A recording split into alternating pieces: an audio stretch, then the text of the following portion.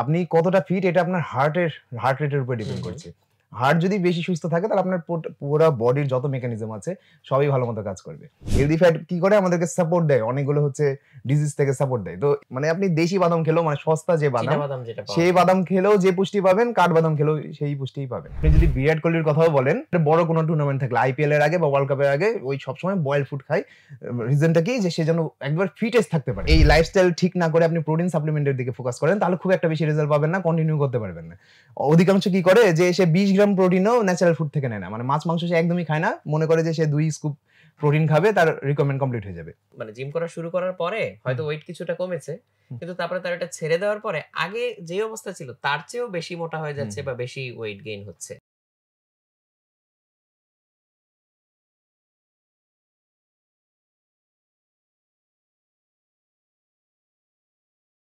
প্রিয় দর্শক, আসসালামু আলাইকুম। স্বাগত জানাচ্ছি গল্পগ্রাফির নতুন পর্বে। আজকে আমাদের সাথে অতিথি হিসেবে উপস্থিত আছেন আবু সুফিয়ান তাজ ভাইয়া। আসসালামু আলাইকুম। সালাম ভাইয়া, কেমন আছেন ভাই? আছি, খুবই ভালো আছি। ধন্যবাদ আপনাকে আমাকে ইনভাইট করার জন্য। আর আপনাকে অনেক ধন্যবাদ ভাইয়া। আজকে আপনার কাছে আমাদের অনেক প্রশ্ন আছে, তো ছোট করে ভাইয়ার পরিচয়টা যদি দিয়ে নেই। ভাইয়া একজন ব্যবসায়ী, ভাইয়ার হচ্ছে একটা জিম আছে। রাজশাহীর যারা আছেন তারা হয়তো ফিট লাইফ জিমের নাম অনেকেই শুনে থাকবেন। তো ভাইয়ারা রিসেন্টলি উত্তরাতেও এক্সপ্যান্ড করছেন এবং ভাইয়া একজন ফিটনেস এনথুসিয়াস্ট।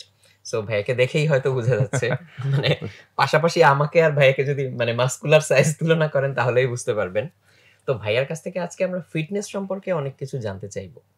তো এর মধ্যে অনেক হয়তো আমাদের মনে অনেক মিথ প্রচলিত আছে, কিংবা হচ্ছে অনেক ভ্রান্ত ধারণা প্রচলিত আছে।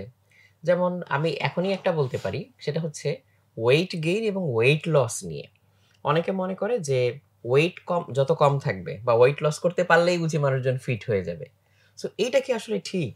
দেখেন যে ফিটনেস শুধুমাত্র ওয়েট লস, আমি কিছুদিন আগেও বলেছিলাম, অসংখ্য ভিডিওতেই বলি যে আপনি কতটা ফিট এটা আপনার হার্ট রেটের উপর ডিপেন্ড করছে।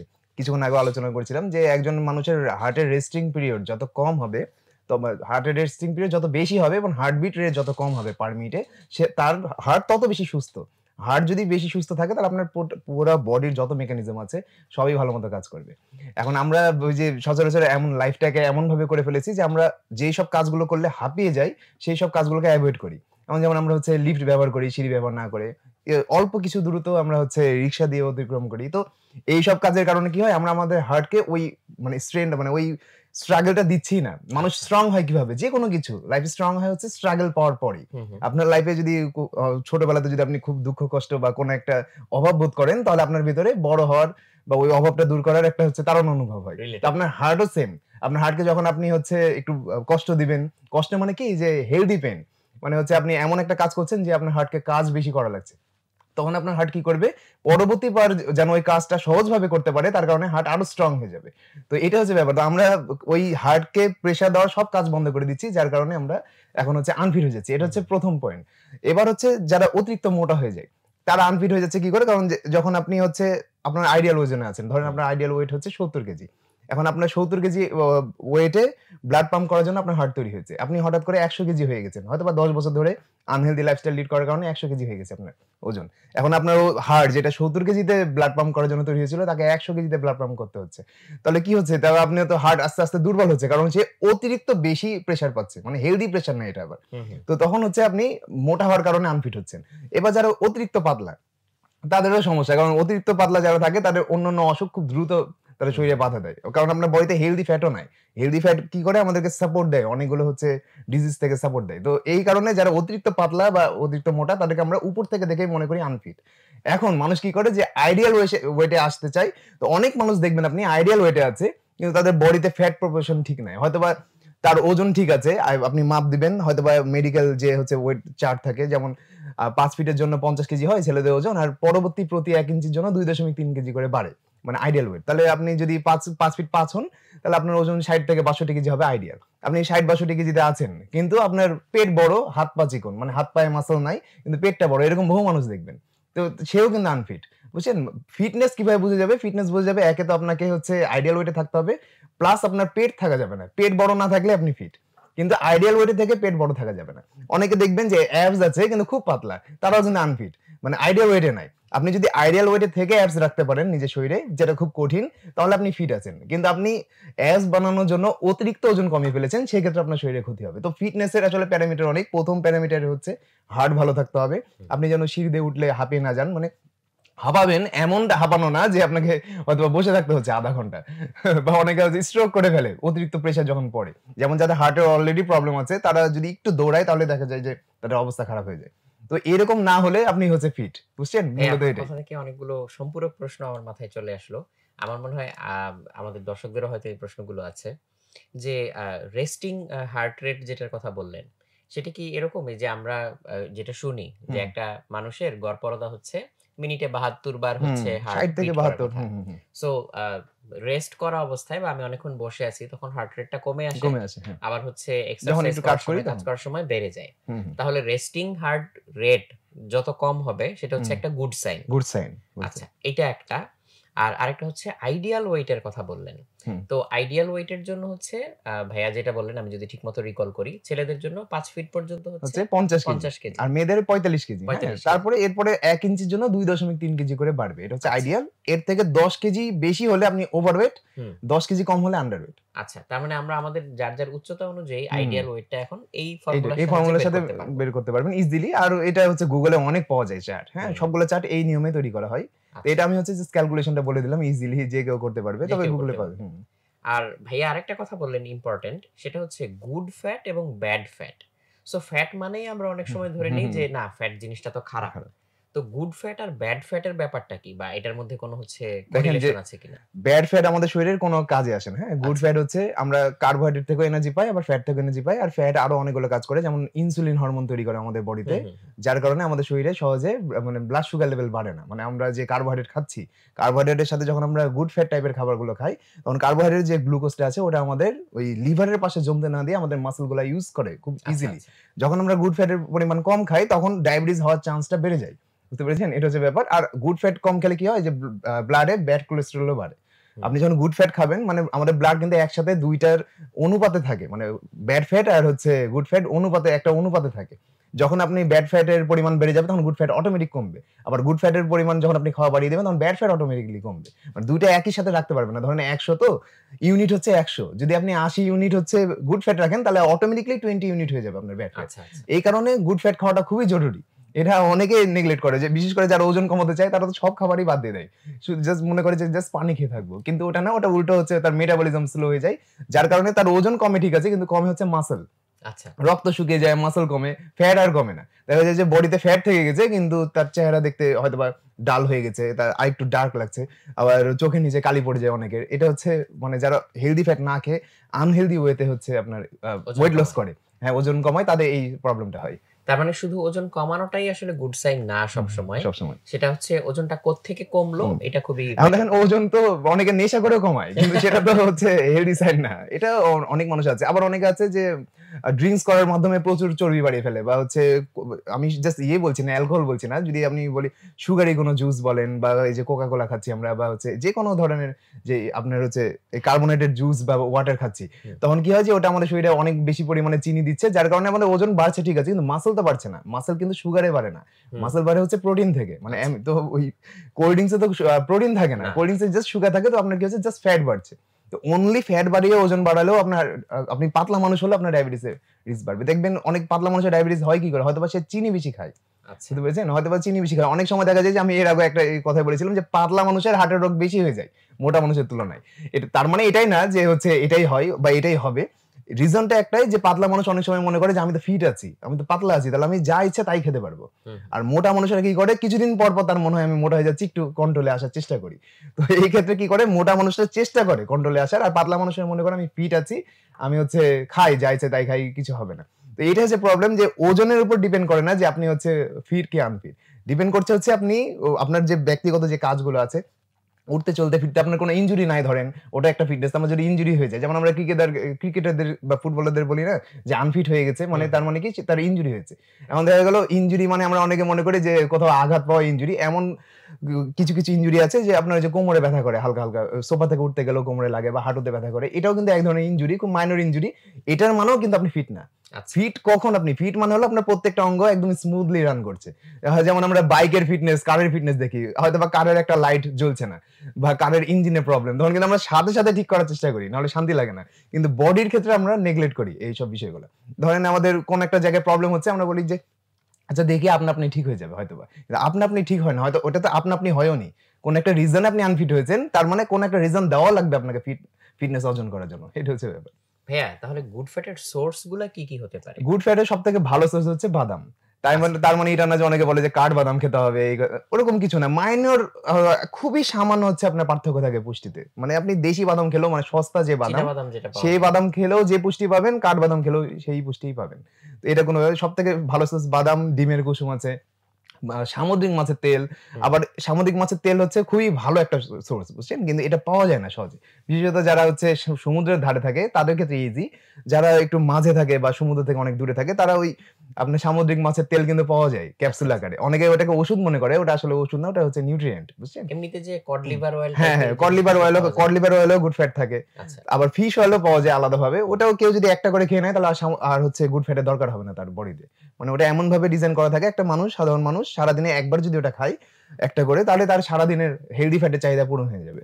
তার মানে একদম ন্যাচারালি আমরা বাদাম থেকে পেতে পারি। ফ্যাটের আর বাদাম তা না থেকে, হলে হচ্ছে এই যে ডিমের কুসুম থেকে। ডিমের হুম, কুসুম হুম, থেকে, তারপর ফিশ অয়েল থেকে এখান থেকে পেতে পারি। হুম, ভাইয়া ডায়েটের প্রশ্নই যখন আসলো, তো এমনিতে ডায়েট করা এটা নিয়ে আমাদের মাথায় হচ্ছে যে আইডিয়াটা থাকে যে ডায়েট করা মানে হচ্ছে হয়তো খুব রেস্ট্রিক্টেড কিছু যে হুম, খাওয়া যাবে না বা ছোঁয়া যাবে না এরকম একটা জিনিস। হুম, হুম।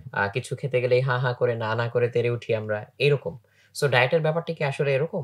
দেখেন যে ডায়েট, আমি ওই যে আপনার সাথেও তাও কথা বলছিলাম একটু আগে যে ডায়েট হচ্ছে আমরা মনে করি নরমাল খাবার খাওয়াকে ডায়েট মনে করি। হুম, হুম, কিভাবে? ধরেন আপনি আনহেলথি খাবার খাচ্ছেন না। হুম, হুম। তারপরে প্রসেস ফুড খাচ্ছেন না। এগুলো তো নরমাল খাবার না। এগুলো তো অ্যাবনরমাল খাবার। এগুলো হুম। আমরা প্রসেস করে ন্যাচারাল খাবারকে মানে টেস্টি বানানোর জন্য প্রসেস করেছি। যেটা খেতে আমাদের সুস্বাদু বেশি লাগে। মানে খাবারটাকে স্বাদু অল্টার করে ফেলি অর্ডার আমরা। করেছি। তো এইসব খাবার যখন আপনি খাচ্ছেন না, তার মানে তো আপনি ডায়েটে নাই। আপনি যদি কাউকে বলেন, "না আমি কোল্ড ড্রিংকস খাবো না বা আমি একটা মিষ্টি খাবো না।" বলবে, "ও তাহলে তুমি মনে হয় ডায়েটে আছো।"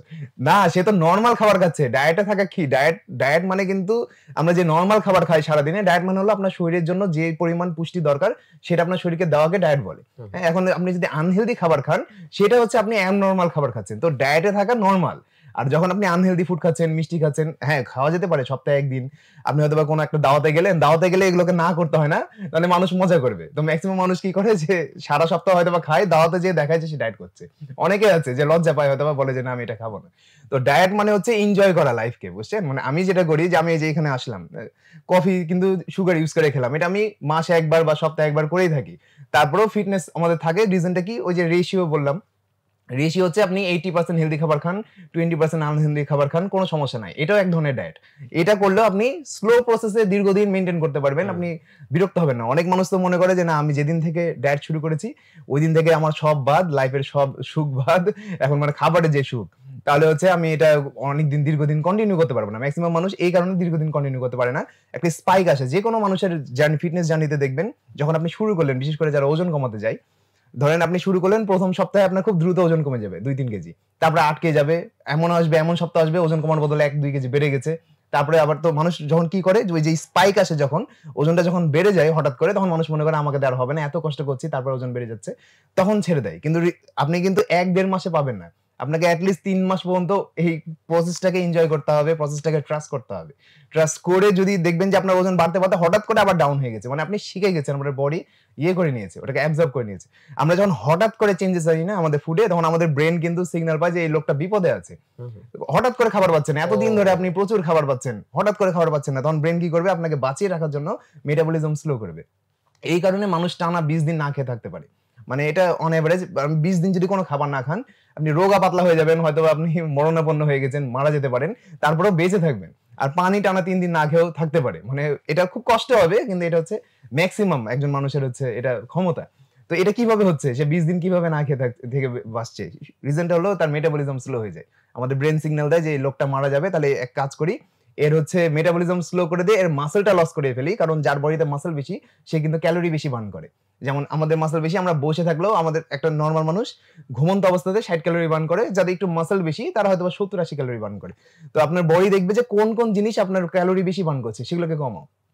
আপনার আপনার হাড় যে আমাদের মোটা আছে, হাড়ের গড়ন, এই হাড়টাকে শুকানোর চেষ্টা করবে। কারণ হাড়ের একটা ওয়েট আছে, হাড় যত মোটা হবে মানুষের ক্যালোরি তত বেশি বার্ন হবে। তো হাড়টাকে শুকাবে। মানে হাড়, তারপরে হচ্ছে আপনার মাসলটাকে শুকিয়ে ফেলবে। সবার শেষে কমাবে হচ্ছে ফ্যাট। যখন আপনি না খেয়ে থাকবেন বা না খেয়ে ওজন কমালে সবার শেষে ফ্যাট কমে। হ্যাঁ, হয়তোবা প্রথম ২-৩ দিন অনেকে বলে যে প্রথম ২-৩ দিনে ২-৩ কেজি কমে গেছে। রিজনটা হলো আমরা যখন কার্বোহাইড্রেট খাই তখন আমাদের ১ গ্রাম কার্বোহাইড্রেট শরীরে ৩ গ্রাম করে পানি জমায়। আমরা ধরেন সারাদিনে ৫০০ গ্রামের কাছাকাছি কার্বোহাইড্রেট খাই, তার মানে ১.৫ লিটারের কাছাকাছি পানি আমাদের শরীরে জমে থাকে, এটা বের হয় না কিন্তু। আমরা প্রত্যেকদিন পানি খাই, সেটা প্রস্রাবের মাধ্যমে, খাওয়ার মাধ্যমে বের হয় কিছুটা, কিন্তু কিছুটা পানি কিন্তু আপনার শরীরে জমে থাকবেই, আপনি যতই না খেয়ে থাকেন। তারপরে হচ্ছে যে লবণ, ১ চামচ লবণ প্রায় ৪ লিটারের মতো কিন্তু পানি জমায়, মানে সোডিয়াম ১ চামচ, ১ চামচ লবণ ২৪০০ মিলিগ্রাম সোডিয়াম থাকে ১ চামচ লবণ। হ্যাঁ, ওটা প্রায় ৪ লিটারের মতো পানি জমিয়ে রাখে। তো আপনার বডিতে মোটামুটি ৫ থেকে ৬ লিটার পানি সবসময় থাকে, এটা আমাদের খাদ্যাভ্যাসের কারণে। আমরা সারাদিনে সবগুলা বেলার তরকারি মিলিয়ে প্রায় ১৫০০ মিলিগ্রামের উপরেই লবণ খাই। তো সব মিলে ৫ লিটার যে পানি, যখন আপনি না খেয়ে ওজন কমানোর চেষ্টা করছেন, তখন এই ৫ লিটার পানি হঠাৎ করে ২-৩ দিনের ভিতরে কমে যাবে আপনার। তখন কি হবে যে আপনি দেখবেন যে ২-৩ দিন আপনি খুব ভালো রেজাল্ট পেলেন। মানে আপনার খুব দ্রুত ওজন কমে গেল, কিন্তু সেটা কিন্তু ফ্যাট না, সেটা পানি। ফ্যাট কমতে হলে টাইম লাগে। বুঝছেন? ফ্যাট কিভাবে কমে? ফ্যাট হচ্ছে, যদি আমি প্রসেসটা বলি, আমরা যখন অক্সিজেন গ্রহণ করি তখন অক্সিজেন আমাদের শরীরের ভিতরে কিন্তু যে ফ্যাট আছে না, ওই ফ্যাট গুলো ট্রাইগ্লিসারাইড রূপেও মজুদ থাকে। তো ওই ট্রাইগ্লিসারাইডের সাথে বিক্রিয়া ঘটায়। বিক্রিয়া ঘটার মাধ্যমে ট্রাইগ্লিসারাইডকে কার্বন ডাই অক্সাইড, হাইড্রোজেন আর অক্সিজেনে পানিতে রূপান্তর করে। তো ওই কার্বন ডাই অক্সাইড আর হাইড্রোজেন আমাদের প্রশ্বাসের মাধ্যমে বেরিয়ে যায়, আমরা যখন শ্বাস-প্রশ্বাস নিচ্ছি। আর অবশিষ্ট যে পানি আছে ওইটা বের হয় হচ্ছে আমাদের প্রস্রাবের মাধ্যমে আর ঘামের মাধ্যমে। সেটা মাত্র ৪%। ৮৬% বা ৮৪ থেকে ৮৬% ওই শ্বাস-প্রশ্বাসের মাধ্যমে বের হয়। তো অনেকে বলবে তাহলে কি এক জায়গায় বসে থেকে শ্বাস-প্রশ্বাস নিলে চর্বি কমে যাবে? বিষয়টা ওরকম না। ক্যালোরি ডেফিসিটেও থাকতে হবে। হ্যাঁ, অনেকে দেখবেন ইয়োগা করে, তাদেরও কিন্তু এক জায়গায় বসে থেকে শ্বাস-প্রশ্বাস নেওয়ার মাধ্যমে চর্বি কমে। রিজনটা কি? যত আপনি গভীর শ্বাস নিবেন, সেটা যেকোনো ধরনের খাটনির কাজ যখন আমরা করি, তখন কিন্তু আমাদের শ্বাস-প্রশ্বাস, হার্টবিট রেট বেড়ে যায়। আমাদের হার্টবিট রেট বাড়লে কিন্তু আমাদের শ্বাস নেওয়ার ডিমান্ডও বাড়ে। আপনি ফুটবল খেলবেন, ক্রিকেট খেলবেন, যাই করেন, দৌড়ান, দেখবেন আপনি খুব বেশি দম নিচ্ছেন। তো আমাদের পরিশ্রমের কারণে, পরিশ্রমটা কিন্তু আমাদের পরোক্ষভাবে ওজন কমাচ্ছে। প্রত্যক্ষ রিজনটা হচ্ছে ওই শ্বাস-প্রশ্বাসের হচ্ছে রেট। হ্যাঁ, এটা কিন্তু অনেকেরই প্রশ্ন থাকে যে ফ্যাট বার্ন হয়, যে ফ্যাটটা আসলে কোথায় যায়? এই প্রশ্ন করলে হয়তো অনেকে মানে ওইভাবে বলতেও পারে যে ফ্যাটটা আসলে যায় কোথায়? এটা কি গলে যায় নাকি কি হয়ে যায়? ফ্যাটটা আসলে বাষ্পে রূপান্তর হয়ে যায়। এই যে বাষ্পে রূপান্তর হয়ে এভাবে বের হয় আমাদের শরীরের মাধ্যমে। মাত্র ৪% বের হয় হচ্ছে ঘামের মাধ্যমে, আর ১০% বের হয় হচ্ছে প্রস্রাবের মাধ্যমে। তার মানে এই যে শুধু ঘামলেই যে আসলে ফ্যাট কমে যাবে? ঘামলে পানি বের হয় শরীর থেকে। মানে আপনি ধরেন ঘামছেন, কথায় ১০০ গ্রাম ঘাম বের হয়েছে আপনার, হয়তোবা তার ভিতরে ৯৬ গ্রামই পানি, জাস্ট পানি। আর বাকিটা হচ্ছে যদি ৪ কোনো গ্রাম কারণে ফ্যাট। হচ্ছে আপনার মানে ব্রিদিংটাকে হচ্ছে বাড়ানো না যায়, তাহলে বসে এক জায়গায় ঘামলে আসলে লাভ নেই। না। যেমনটা হচ্ছে আমি যদি হচ্ছে ধরা যাক কথার কথা স্টিম বাথ নেই, হুম। তখনও তো গরমে অনেক মানুষ ঘামে। হুম। তারপর হচ্ছে কিছু বেল্ট বা এরকম জিনিস পাওয়া যায় যেটা পরে থাকলে হচ্ছে আপনার পেট ঘাম ঘামে। তৈরি হয় প্রচুর, পেট ঘামে এরকম। তার মানে এইটাতে আসলে ফ্যাট বার্ন হবে না। ফ্যাট বার্ন হওয়ার জন্য আপনাকে প্রচুর পরিমাণ এমন কাজ করতে হবে যেন শ্বাস-প্রশ্বাস নিতে হয়, হ্যাঁ, প্লাস সাথে খাদ্যাভ্যাসে পরিবর্তন আনতে হবে। মানে আপনার শরীরে যে ডিমান্ড, তার থেকে যেন আপনি বেশি না খান। ধরেন একজনের ওজন ৭০ কেজি, তার ২০০০ ক্যালোরি লাগে ৭০ কেজিকে টিকিয়ে রাখার জন্য। আমি ক্যালোরির ব্যাপারটা বোঝাই। তো ৭০ কেজি ওজন, ২০০০ ক্যালোরি লাগে। ২০০০ ক্যালোরি যদি সে রোজ খায়, তাহলে তার বডি ৭০ কেজিতেই থাকবে, না কমবে না বাড়বে। যখন সে মনে করবে যে না আমি ৫ কেজি কমাতে চাই, তখন যদি সে ২০০০ ক্যালোরি থেকে ১৫০০ ক্যালোরি ডায়েটে চলে আসে, মানে খাবারে চলে আসে, তাহলে দেখবেন যে তার ওজন কমছে। বুঝতে পেরেছেন? প্রতি ৩৫০০ ক্যালোরিতে আমাদের শরীরে ১ পাউন্ড করে ওজন লস করে। আপনি যদি ৩৫০০ ক্যালোরি ডেফিসিট করেন, মানে প্রয়োজনের তুলনায় কম খান, তাহলে আপনার শরীরে ১ পাউন্ড ওজন কমাবে। এখন একদিনে ৩৫০০ ক্যালোরি ডেফিসিট করা তো হেভি টাফ। মানে সহজে করা উচিত না। আপনি মাথা ঘুরে হয়তোবা বিছানায় পড়ে যেতে পারেন। তো একদিনে আপনার ৫০০ ক্যালোরি করে যদি ডেফিসিট করেন, তাহলে আপনার ৭ দিনে ৩৫০০ ক্যালোরি হচ্ছে। তার মানে ৭ দিনে আপনার ১ পাউন্ডের মতো পিওর ফ্যাট কমবে। আমি ওয়াটার বলছি না। হ্যাঁ, এর পাশাপাশি ওয়াটারও কমতে পারে। আমরা যেমন নরমালি কাউকে ডায়েট প্ল্যান দিলে আমরা ডেফিসিট করি ৫০০ ক্যালোরি করে। এর বেশি করি না। এর বেশি করলে আমি একটু আগে বললাম, আমাদের ব্রেইন সিগন্যাল পায় যে লোকটা বিপদে আছে। এত এটা হঠাৎ কিন্তু করে। খুবই ইম্পোর্টেন্ট যে হঠাৎ করে আমি যদি ক্যালোরি ডেফিসিটটা করি, এটা কিন্তু শরীরের জন্য ভালো না। ধীরে ধীরে করতে হবে। হ্যাঁ, তখন ব্রেইন মনে করে যে আমি হয়তো বিপদে পড়ে যাচ্ছি, খরা দুর্ভিক্ষ এরকম একটা ব্যাপার, আমি হয়তো খাবার পাবো না। তখন একে তো মেটাবলিজম স্লো হয়ে যায়, এবং এরপরে যখন হচ্ছে কেউ মানে খাবারের প্রাপ্যতা আবার বাড়ায়, তখন সাথে সাথে বাড়ে। সাথে হচ্ছে ব্রেইন মনে করে যে এই তো পাইছি এখন খাবার, ইচ্ছা মতো বডিতে ফ্যাট জমায় রাখি। সো এটা অনেকের জন্য আরো উল্টা হয়। ভাই, এটা কিন্তু প্র্যাকটিক্যালিও আমি দেখেছি যে মানে আপনি বলাতে আমি রিলেট করতে পারলাম যে আমারই পরিচিত অনেকেই, তারা হচ্ছে জিম করা শুরু করার পরে হয়তো ওয়েট কিছুটা কমেছে, কিন্তু তারপরে তার এটা ছেড়ে দেওয়ার পরে আগে যে অবস্থা ছিল তার চেয়েও বেশি মোটা হয়ে যাচ্ছে বা বেশি ওয়েট গেইন হচ্ছে। সো এখন আমি আসলে রিলেট করতে এখন পারলাম যে এখানে কেন আরেকটা রিজন আছে, এটা হচ্ছে অনেক মানে সবথেকে মেইন রিজন আপনি যেটা বললেন, মানে যেটা বুঝতে পেরেছেন সেটাই। আর দ্বিতীয় রিজন হচ্ছে যে আমরা যখন এক্সারসাইজ শুরু করি তখন আমরা কিন্তু অনেক আনহেলদি খাবারও অ্যাভয়েড করি, জাস্ট এক্সারসাইজ করি না। আমরা মনে করি যে এত কষ্ট করছি জিমে গিয়ে বা বাসায় বা পার্কে হাঁটছি, এখন থাক আজকে কোল্ড ড্রিঙ্কস খাবো না বা আজকে এটা খাবো না ওটা খাবো না। কিন্তু যখন আমরা ছেড়ে দিবেন তখন কিন্তু আমরা আর এই বাছ বিচার করি না, তখন আমরা মনে করি যে আচ্ছা খাই, ঠিক আছে এখন তো ব্যায়াম করছি না। তখন কি হয়, আমাদের ডাবল গ্রোথ হয়, মানে ডাবল খুব দ্রুত ফ্যাট। একে তো এক্সারসাইজ করছেন না, ক্যালোরি বার্ন হচ্ছে না, প্লাস আপনি হচ্ছে আরো বেশি আনহেলদি খাবার খাচ্ছেন। হ্যাঁ, এখন কেউ যদি মনে করে আচ্ছা আমি এক্সারসাইজ ছেড়ে দিলাম, আমি 1 সপ্তাহের জন্য ট্যুরে যাচ্ছি বা কোথাও যাচ্ছি, আমি হয়তো এক্সারসাইজ করার পাবো না, তখন আপনি হয়তোবা ডায়েটটাকে ঠিক রাখলেন, হয়তোবা আপনি আনহেলদি খাবার খেলেন না, খুব একটা আপনার ওয়েট বাড়বে না। আপনি যদি এমন আছে দেখবেন অনেকে আছে যে অসুস্থ হয়ে যায়, যেমন ওই কিটো ডায়েটের কথা কিছুক্ষণ আগে বলছিলেন। আমি সাধারণত কিটো ডায়েট প্রিফার করি যারা হচ্ছে একটু বয়স্ক, যাদের ব্যায়াম করার মানে আর ক্ষমতা নাই, মানে যে হার্ড ওয়ার্ক করার, বা তাদের হাঁটুতে ইনজুরি আছে বা কোমরে ইনজুরি আছে, ঠিকমতো দাঁড়াতেও পারে না। এরকম মানুষ কিটো ডায়েট করলে রেজাল্টটা ভালো পায়। বুঝতে পেরেছেন? কিন্তু এরকম মানুষ কিটো ডায়েট কেন করবে? কারণ সে পরিশ্রম করতে পারছে না। যে পরিশ্রম করতে পারে তাকে আমরা কিটো ডায়েট মানা করি। কারণ কিটো ডায়েট করলে আপনার হচ্ছে স্ট্রেংথ ও কমে। হ্যাঁ, দ্রুত রেজাল্টও পাবেন কিন্তু আবার শরীরে শক্তিও কমে যাবে। ব্যায়াম করার শক্তিটা আর পাবেন না। এটা হচ্ছে রিজন। এই কারণে হচ্ছে কিটো ডায়েটের প্রসঙ্গে পরে আসবো। তবে এটা হচ্ছে মূলত আমরা কিটো ডায়েট এভাবে প্রিফার করি। যারা বয়স্ক, শুধুমাত্র এক্সারসাইজ করতে পারে না, তারা কিটো ডায়েট করবে। এটা আমার রিকমেন্ডেশন। অনেকে করতে পারে, অনেক ইয়াং যারা কম বয়স্ক ছেলে আছে তারাও করে, অনেকে দেখি। এটা করবেন শর্ট টার্মের জন্য। ধরেন ২ মাস আপনি, আপনার এক্সাম আছে বা কোনো একটা কাজ আছে, আপনি এক্সারসাইজ করার জন্য সময় ব্যয় করতে চাচ্ছেন না, বাসাতেই থাকতে চাচ্ছেন সারাদিন। সেই ক্ষেত্রে আপনি কিটো ডায়েট পালন করেন, মেইনটেইন করেন। কিন্তু এটা লাইফ টাইম মেইনটেইনও করতে পারবেন না। আপনি ইয়াং, কিন্তু আপনি কিছুদিন পর হয়তোবা আপনি এমনি বন্ধু-বান্ধবের সাথে ঘুরতে যাবেন, হয়তোবা আপনি বিয়ে করবেন, তখন আপনার ওয়াইফের সাথে ঘুরতে যাবেন, তখন আপনার এই কিটো ডায়েট থাকবে না। মানে আপনি মেইনটেইন করতে পারবেন না। আমরা সবসময় যারা ক্লায়েন্ট আছে আমাদের বা মেম্বার আছে তাদেরকে বলি যে এমন ভাবে লাইফটাকে লিড করেন যেন মেইনটেইন করতে পারেন। দরকার নাই আনওয়ান্টেড মানে প্রেশার দেওয়া নিজের শরীরকে। হ্যাঁ, কখন প্রেশার দিবেন? কারোর ডিফেন্সে জব আছে, তার ওজন কমানো লাগবে খুব দ্রুত। তখন আমরা তাকে আনহেলদি উপায়ও বলে দিই। যে আচ্ছা করেন, এটাতে আপনার শরীরের ক্ষতি হবে কিন্তু খুব দ্রুত ওজন কমে যাবে। এমনও রেকর্ড আছে আমরা 22 কেজি পর্যন্ত ওজন কমিয়েছি 1 মাসে একজন মানুষের। বুঝতে পেরেছেন? কিন্তু আনহেলদি। এটা আমরা বলে দিই যে এটা কিন্তু আনহেলদি। কিন্তু সে নিবে, এই আনহেলদি রেজাল্টই সে নিবে। তখন আমরা এরকম করি। কিন্তু নরমালি আমরা বলি যে না এটা করেন না, এটা লং টার্মে সমস্যা হবে। তাহলে ভাইয়া এক্সারসাইজের আসলে এখানে ভূমিকাটা কোথায়, কিভাবে আসতেছে এবং কতটুকু? যেমন আমি যদি জানতে চাই যে একটা এভারেজ মানুষে যদি জাস্ট হেলদি লাইফ লিড করতে চায়, তাহলে এরকম কোনো আইডিয়াল মেট্রিক আছে যে তার কতটুকু এক্সারসাইজ করা উচিত বা হচ্ছে মানে এর নিচে নামা উচিত না? এবং এইটার সাথে খাবারের কথা তো ভাইয়া বললেনই। স্পেসিফিক্যালি হচ্ছে এটা জানতে চাচ্ছি কি কারণে, যে আমাদের অনেকের মধ্যে একটা ধারণা আছে যে আচ্ছা আমি যদি হচ্ছে একদম খুব হেলদি লাইফ লিড করতে চাই তাইলে হয়তো আমাকে জিমেই যেতে হবে। সো এই ব্যাপারটা কিভাবে ব্যাখ্যা করবেন? এন্ড রিক্শাওয়ালা বলেন বা একটা লেবার কিন্তু জিমে যায় না। না। তারপরেও তারা ফিট। হ্যাঁ, তারা আনফিট হয় কখন? যখন ছেড়ে দেয় কাজ। হুম, হুম। তো এই ব্যাপারটা হচ্ছে যে জিম এক্সারসাইজ কিন্তু কখনো আমাদেরকে সরাসরিভাবে হচ্ছে ওজন কমাতে বা বাড়াতে পারে না। এটা খাদ্যাভ্যাসের উপরে নির্ভর করে। এক্সারসাইজের প্রধান উদ্দেশ্য হচ্ছে, আর একমাত্র কাজই হচ্ছে এক্সারসাইজের, যে আপনার ফ্লেক্সিবিলিটি বাড়াবে। যেমন ইয়োগা, স্ট্রেচিং টাইপের ব্যায়াম আপনার ফ্লেক্সিবিলিটি বাড়াবে। আপনি যদি ফ্রি হ্যান্ড এক্সারসাইজ করেন বা ওয়েট ট্রেনিং করেন, যেটাকে রেজিস্ট্যান্ট ট্রেনিং বলা হয়, সেটা আপনার মাসল বাড়াবে, স্ট্রং করবে। মাসল স্ট্রং করবে এটার গ্যারান্টি আমি দিতে পারি। কিন্তু বাড়াবে এটা নির্ভর করছে প্রোটিন ইনটেকের উপরে।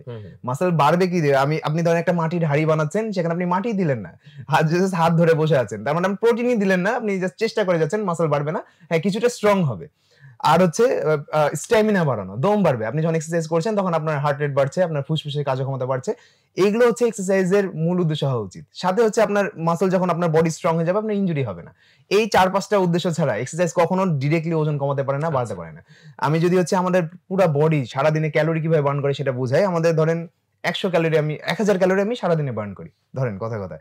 এখন ১০০০ ক্যালোরির ভিতরে ৬০% ক্যালোরি বার্ন হয় বিএমআর, মানে আমরা বেসাল মেটাবলিক রেট, মানে আমাদের হার্ট রেট, যেটা আমরা ঘুমিয়ে থাকি যখন আমাদের শ্বাস-প্রশ্বাস হয়, আমাদের কিডনি কাজ করে, হার্ট কাজ করে, মানে আমাদের বডি টিকে থাকার জন্য যে ক্যালোরি বার্ন করে সেটা হচ্ছে আমাদের সারাদিনের ৬০%। ১০০০ এর ভিতরে ৬০০ ক্যালোরি আমরা কোনো কাজ না করলেও বার্ন হবে। আপনি যদি ঘুমিয়েও থাকেন ২৪ ঘন্টায়, তারপরে আপনার ৬০০ ক্যালোরি বার্ন হয়ে যাবে। তারপরে 20% ক্যালোরি বার্ন হচ্ছে আমরা বাসা বাড়িতে যে নরমাল চলাফেরা করি। ধরেন আমরা ক্লাসে যাচ্ছি, মানে এক্সারসাইজ বাদে যে মুভমেন্ট, সেগুলোতে আমাদের 20% ক্যালোরি বার্ন হয়। তাহলে গেল 80%। তারপরে 10% বার্ন হয় হচ্ছে আপনার আমরা যে থার্মিক ইফেক্ট অফ ফুড, আমরা যখন খাবার খাচ্ছি না, খাবার খাওয়ার সময় কিন্তু আমাদের গালের মাসলও কাজ করে। তারপরে হচ্ছে আমাদের কিডনির ভিতরে যে যাচ্ছে, কিডনি প্রসেস করছে, লিভার প্রসেস করছে খাবারটা। তো এটা আবার আমাদের নিউট্রিয়েন্ট গুলো আমাদের শরীরের সেলগুলো অ্যাবজর্ব করছে। এই প্রসেসের মাধ্যমে 10% বার্ন হয়, মানে ১০০ ক্যালোরি বার্ন হয়। আর অবশিষ্ট 10% বার্ন হয় হলো এক্সট্রা আপনার হচ্ছে এক্সারসাইজের মাধ্যমে। মানে এক্সারসাইজ জাস্ট 10% ইম্পর্টেন্ট ক্যালোরি বার্নের ক্ষেত্রে।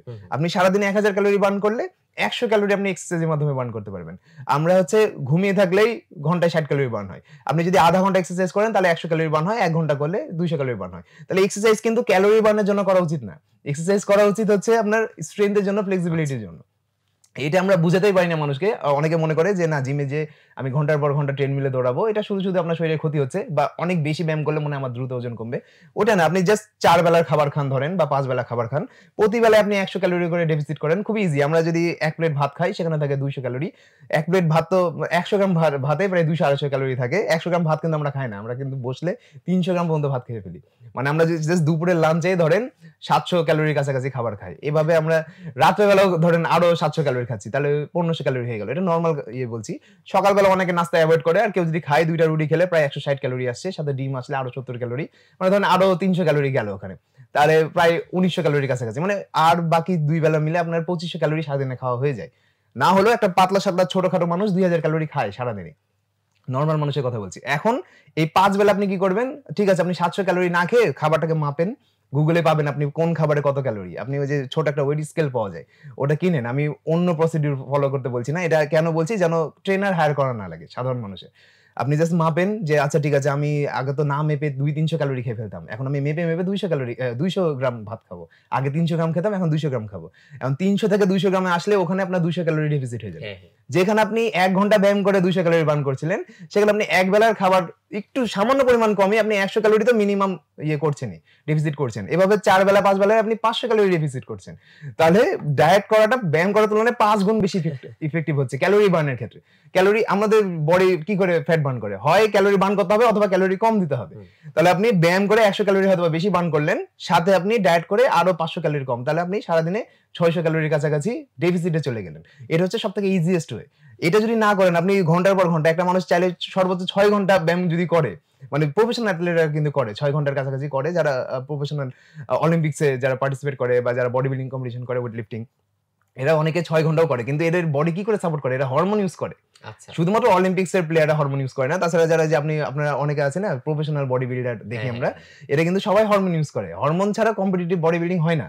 তো আমরা সাধারণ মানুষ যে হরমোন ইউজ করে না, তাদেরকে ফলো করি যে তারা 2 ঘন্টা 3 ঘন্টা ব্যায়াম করছে। যেমন আমি যখন শুরুর দিকে ছিলাম, আমি জন সিনার ফলো করতাম। আমি জন সিনার অনেক বড় ফ্যান ছিলাম। দেখতাম যে জন সিনা দিনে 2 বার ট্রেনিং করে, 1 ঘন্টা 2 ঘন্টা, কোনো সময় 6 ঘন্টাও ট্রেনিং করে। আমি মনে করতাম তার মতো ট্রেনিং করলে মনে হয় আমারও তার মতোই হবে। কিন্তু পরে যখন আমরা সায়েন্সটা বুঝলাম যে তারা কেন এত সাপোর্ট পায়, হরমোনের কারণে তাদের রিকভারি ফাস্ট হয়। আমরা একবার যদি 3 মাসে যে বডি বানাবো, তারা হরমোন ইউজ করার কারণে 1 মাসে ওই বডি বানায় ফেলে। আমাদের কিন্তু বডি 2টা স্টেটে থাকে। একটা হচ্ছে ক্যাটাবলিজম, একটা হচ্ছে অ্যানাবলিজম। অ্যানাবলিজম স্টেট হলো আপনার বডিতে জাস্ট মাসল বিল্ড হবে, ব্রেক হবে না।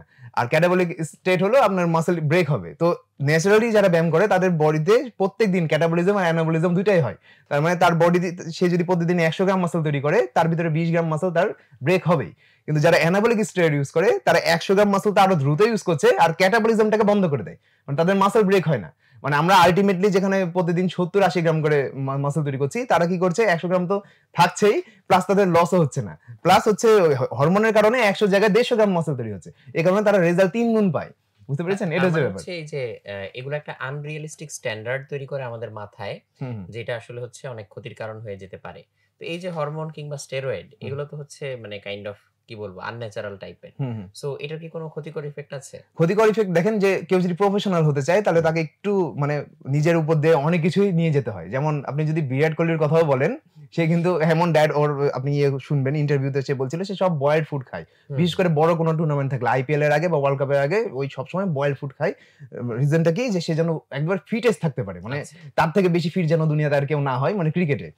মশলা ভাজা হ্যাঁ, ও কিচ্ছু খায় না, জাস্ট হচ্ছে খায়। এমনও গেছে সে বলল যে বিয়ের সময়ও নাকি হচ্ছে স্টিমড ফুড খেয়েছিল। তো এরকম পাগল হলে ধরেন যে আপনি হচ্ছে ওয়ার্ল্ড ক্লাস লেভেলে যেতে পারবেন, মানে অনেক ভালো করতে পারবেন। তো সবাই তো এরকম ওয়ার্ল্ড ক্লাস লেভেলে যাবে না, সবাই তো আর প্রফেশনাল বডি বিল্ডার হবে না। প্রফেশনাল অ্যাথলেটরা কিন্তু জানে যে আমি হরমোন নিচ্ছি, আমার কিন্তু সাইড ইফেক্ট হবে, এটা প্রত্যেকেই জানে। যেমন হচ্ছে আমি যদি এখন পপুলার হচ্ছে কিস বামস্টেড, মানে বডি বিল্ডিং এ, মানে ক্লাসিক ডিভিশনে খেলে, তার কিন্তু কিডনির প্রবলেম আছে, তারপরেও কিন্তু সে হরমোন ইউজ করে। এটা তার জেনেটিক্যাল প্রবলেম, মানে ছোটবেলা থেকে তার কিডনিতে প্রবলেম আছে, কিন্তু সে কিন্তু এখনো সুস্থ আছে, বুঝছেন? কিন্তু আপনি একটা নর্মাল মানুষ দেখবেন, বাংলাদেশেও অনেক সময় দেখা যায় 2-1 জন মারাও গেছে স্টেরয়েড ইউজ করতে, যে আর ওর যারা চ্যাম্পিয়ন না, জাস্ট সোশ্যাল মিডিয়া ইনফ্লুয়েন্সার, তারাই দেখবেন বেশি মারা যায়। যে চ্যাম্পিয়ন, যার মাসল অনেক বেশি, তারা মারা যায় না। রিজনটা কি? সে হচ্ছে মেনটেন করে, প্রত্যেকদিন রেগুলেট করে। আপনার তো পক্ষে সম্ভব না প্রত্যেকদিন রেগুলেট করা। তো প্রত্যেকদিন যদি আপনি সাথে রেখে প্রত্যেকদিন চেক আপ করান, প্রতি সপ্তাহে যদি আপনি ব্লাড টেস্ট করেন, প্রতি সপ্তাহে যদি কিডনি টেস্ট করেন, তারপর বুঝে সুঝে নেন, সেই ক্ষেত্রে আপনার ক্ষতি হবে না। হলেও খুব কম হবে, এতটা কম ক্ষতি হবে যেটা হয়তো বা যে সিগারেট খেলে যে পরিমাণ ক্ষতি হয় সেই পরিমাণ হবে, বা তার থেকেও কম কম হবে। কিন্তু সেটা তো আমাদের পক্ষে সম্ভব না। কে প্রতি সপ্তাহে 5,000 10,000 টাকা খরচ করে কিডনি টেস্ট করবে? কারো পক্ষে সম্ভব? তো যখন আপনি এটা করবেন না, তখন আপনি বুঝছেন না যে আপনার ভিতরে কি হচ্ছে। তখন হচ্ছে মানে আমরা ওই যে কি করি, আইফোনকে বা মোবাইলকে ওভার চার্জ দিয়ে দিলে আমাদের ব্যাটারি হেলথ কমে যায়, ওইরকম। মানে আপনার বডিকে আপনি ওভার দিয়ে দিচ্ছেন, হরমোন ওভার দিচ্ছেন, তখন আপনার কি হবে, মানে ব্যাটারি হেলথ, আপনার লাইফের স্প্যান হেলথ, মানে লাইফ স্প্যান কমে যাবে। সবকিছুই এরকম, মানে ওভার কিছু দিলে হরমোন কি, হরমোন হচ্ছে আমরা আমাদের বডিতে যা আছে তার তুলনায় বেশি দেওয়া। বুঝতে পেরেছেন? তার তুলনায় যখন আপনি বেশি দিবেন, ক্যাপাসিটি বাড়বে আপনার। পরবর্তীতে যখন আপনি ছেড়ে দিবেন, তখন ক্যাপাসিটি তো বেশি আছে আপনার, কিন্তু আপনি দিচ্ছেন না। তখন আপনার ব্রেন মনে করবে যে না, এই তো একদমই পাচ্ছে না, তখন একদমই শাটডাউন হয়ে যায়। মানে আপনার হরমোন তৈরি হবে না, তখন হচ্ছে আপনার স্পার্ম কাউন্ট কমে যাবে। আপনার হয়তো বা যে আদার যে আমাদের হরমোন গুলো আছে আমাদের চুল দাড়িকে সাপোর্ট করার জন্য, সেগুলো কমে যেতে পারে। তো ওইটা হচ্ছে ব্যাপার যে আপনি আপনার বডির ক্যাপাসিটির অনুযায়ী বেশি দিচ্ছেন, তখন আপনার প্রবলেম হচ্ছে। এখন দেখেন যে নিউক্লিয়ার এনার্জি কিন্তু খুবই ইম্পর্টেন্ট মানে ম্যানকাইন্ডের জন্য, কিন্তু এটা দিয়ে কিন্তু আমরা ধ্বংসাত্মক কাজও করছি। তো এই হরমোন কিন্তু মানে জাস্ট মাসল বানানোর জন্য তৈরি করা হয়নি। এই এইচজিএইচ গ্রোথ হরমোন কিন্তু প্রথম আবিষ্কার হয়েছিল যারা এইডস এর রোগী, তাদের মাসল এবং হাড় দুটাই কমে যায় ড্রাস্টিক্যালি। সেটাকে বন্ধ করার জন্য এটা তৈরি হয়েছিল। তো পরবর্তীতে যখন বডি বিল্ডাররা ফিল করে যে না, এটা দিয়ে তো হচ্ছে কাজ হচ্ছে খুব ভালো, তখন হচ্ছে তারা ইউজ করতে শুরু করে। এটা ইউএসএ তে কিন্তু অনেক একটু পাগলেটে টাইপ মানুষ থাকে, তারা সবকিছু নিজের উপর এক্সপেরিমেন্ট করে। তো একজন রেজাল্ট পাওয়াতে তখন তাকে দেখা দেখি সবাই এটা অনুসরণ করা শুরু করে। তখনও তারা সাইড ইফেক্ট সম্পর্কে জানতো না, পরবর্তীতে সাইড ইফেক্ট আবিষ্কার হয়। আর এখন আপনি গুগলে যে কোনো জায়গায় সার্চ করলে এই সাইড ইফেক্ট দেখতে পাবেন। কেউ যদি বলে যে সাইড ইফেক্ট নাই, তাহলে এটা পুরোপুরি রং। সাইড ইফেক্ট হিউজ পরিমাণে আছে। এখন ব্যাপার হচ্ছে আপনার লাইফের উদ্দেশ্যের উপরে। আপনি যদি একদম ইন্টারন্যাশনাল লেভেলের বা ন্যাশনাল লেভেলের খেলোয়াড় হতে চান, তাহলে একটা ডক্টরের শরণাপন্ন হয়ে বা একটা একদম প্রফেশনাল ট্রেনারের গাইডেন্সে আপনি নেন এটা। কিন্তু আপনি বাংলাদেশের প্রেক্ষাপটে আমি বলব, বাংলাদেশের প্রেক্ষাপটে বডি বিল্ডিং এ ক্যারিয়ার করে আপনি অনেক সাকসেসফুল হতে পারবেন না, শখে খেলতে পারেন। খুব বেশি সাকসেসফুল কেন হতে পারবে না? কারণ এখানে কোনো প্রাইজ মানি নাই, সবাইকে নিজের পকেটের টাকা খরচ করে করতে হয়। কিন্তু ইউএসএ তে কিন্তু আবার বহু প্রাইজ মানি আছে, অনেক স্পন্সর পাওয়া যায়, মানে আপনি একটা ভালো লাইফ লিড করতে পারবেন। তো আপনি যদি অনেক মানে আপনার রিচ ব্যাকগ্রাউন্ড না হয় আপনার, তাহলে বডি বিল্ডিং কে ক্যারিয়ার হিসেবে চয়েস করাটা খুব বাজে একটা চয়েস, বুঝছেন? কিন্তু হ্যাঁ, আপনি ধরেন নিজে একটা ফিটনেস ট্রেনার হতে যাচ্ছেন কোন জিমের, বা জিমনেসিয়াম ওপেন করতে চাচ্ছেন, এর জন্য আপনার মোটামুটি একটা ভালো পার্সোনালিটি থাকলে, আর যদি আপনি বিহেভিয়ার ভালো দিতে পারেন, মানুষের সাথে কথা বলেন, তাহলে কিন্তু আপনি বহু মেম্বার পাবেন।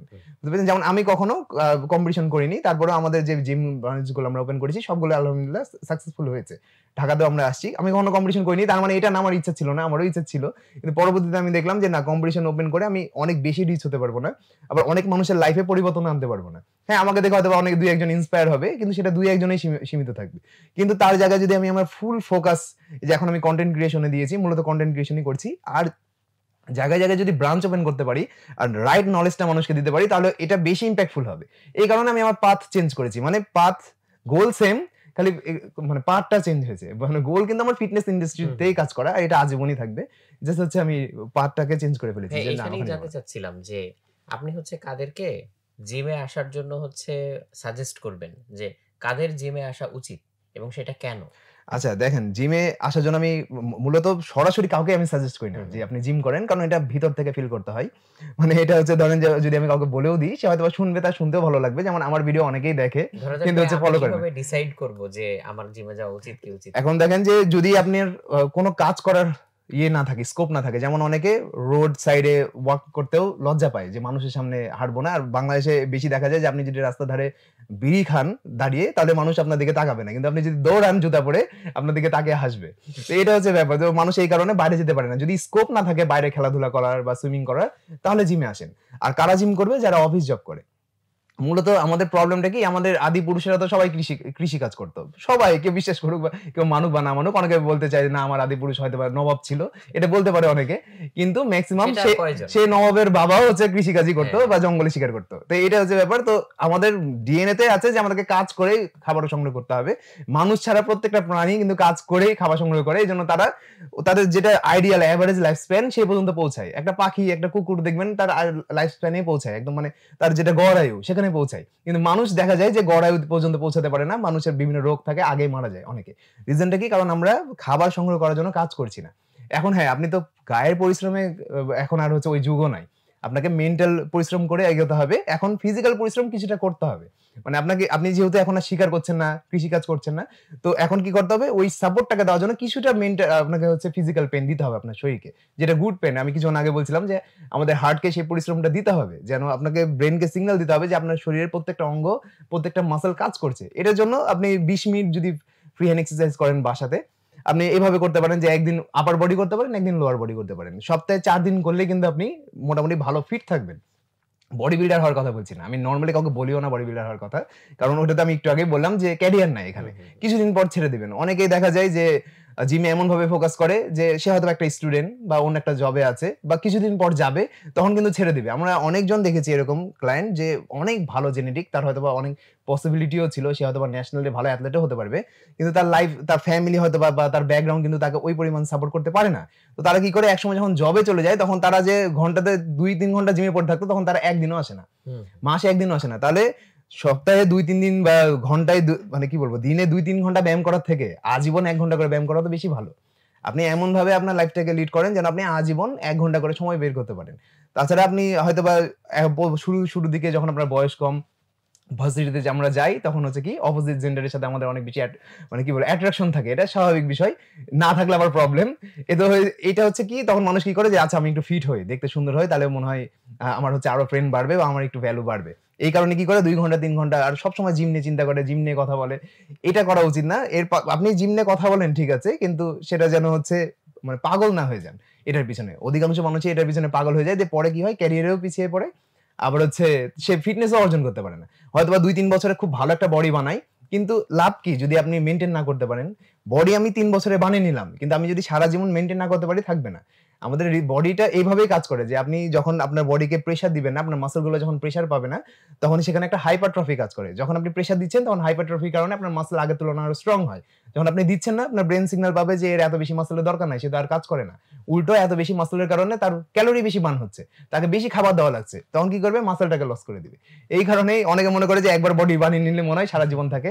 কোন অ্যাথলেটেরই থাকে না। আপনি প্রফেশনাল অ্যাথলেটদেরকেও দেখবেন যে কম্পিটিশনের সময় একরকম বডি থাকে, আবার বছরের মাঝামাঝি সময় দেখবেন তারা হচ্ছে একদম সাধারণ মানুষের মতো শুকিয়ে যায় বা কেউ ফ্যাট হয়ে যায়। তো এটাই মানে লাইফ টাইম মেইনটেইন করতে পারবেন সেটা করেন। আর যদি প্রফেশনাল হতে চান, যে যেমন আমি প্রফেশনাল হতে চাই, আমি প্রচুর খরচ করি আমার মানে ফিটনেস মেইনটেইনের পেছনে। তো এরকম ক্ষেত্রে আলাদা যে না, আমাকে দেখে আরো মেম্বার বাড়বে, বা আমি এখন যেহেতু ইনফ্লুয়েন্সিং কন্টেন্ট ক্রিয়েশন করছি, যদি মোটামুটি ফিটনেস থাকে মানুষ ভিডিও শুনবে মনোযোগ দিয়ে, না হলে শুনবে না, বলবে যে আচ্ছা তোরই তো ফিটনেস নাই আবার জ্ঞান দিচ্ছিস, এরকম কথা অনেকেই বলে, বুঝছেন? তো এটা হচ্ছে ব্যাপার। তো এটা হচ্ছে ক্যারিয়ার চয়েস না করলে এত বেশি পাগল হওয়া যাবে না।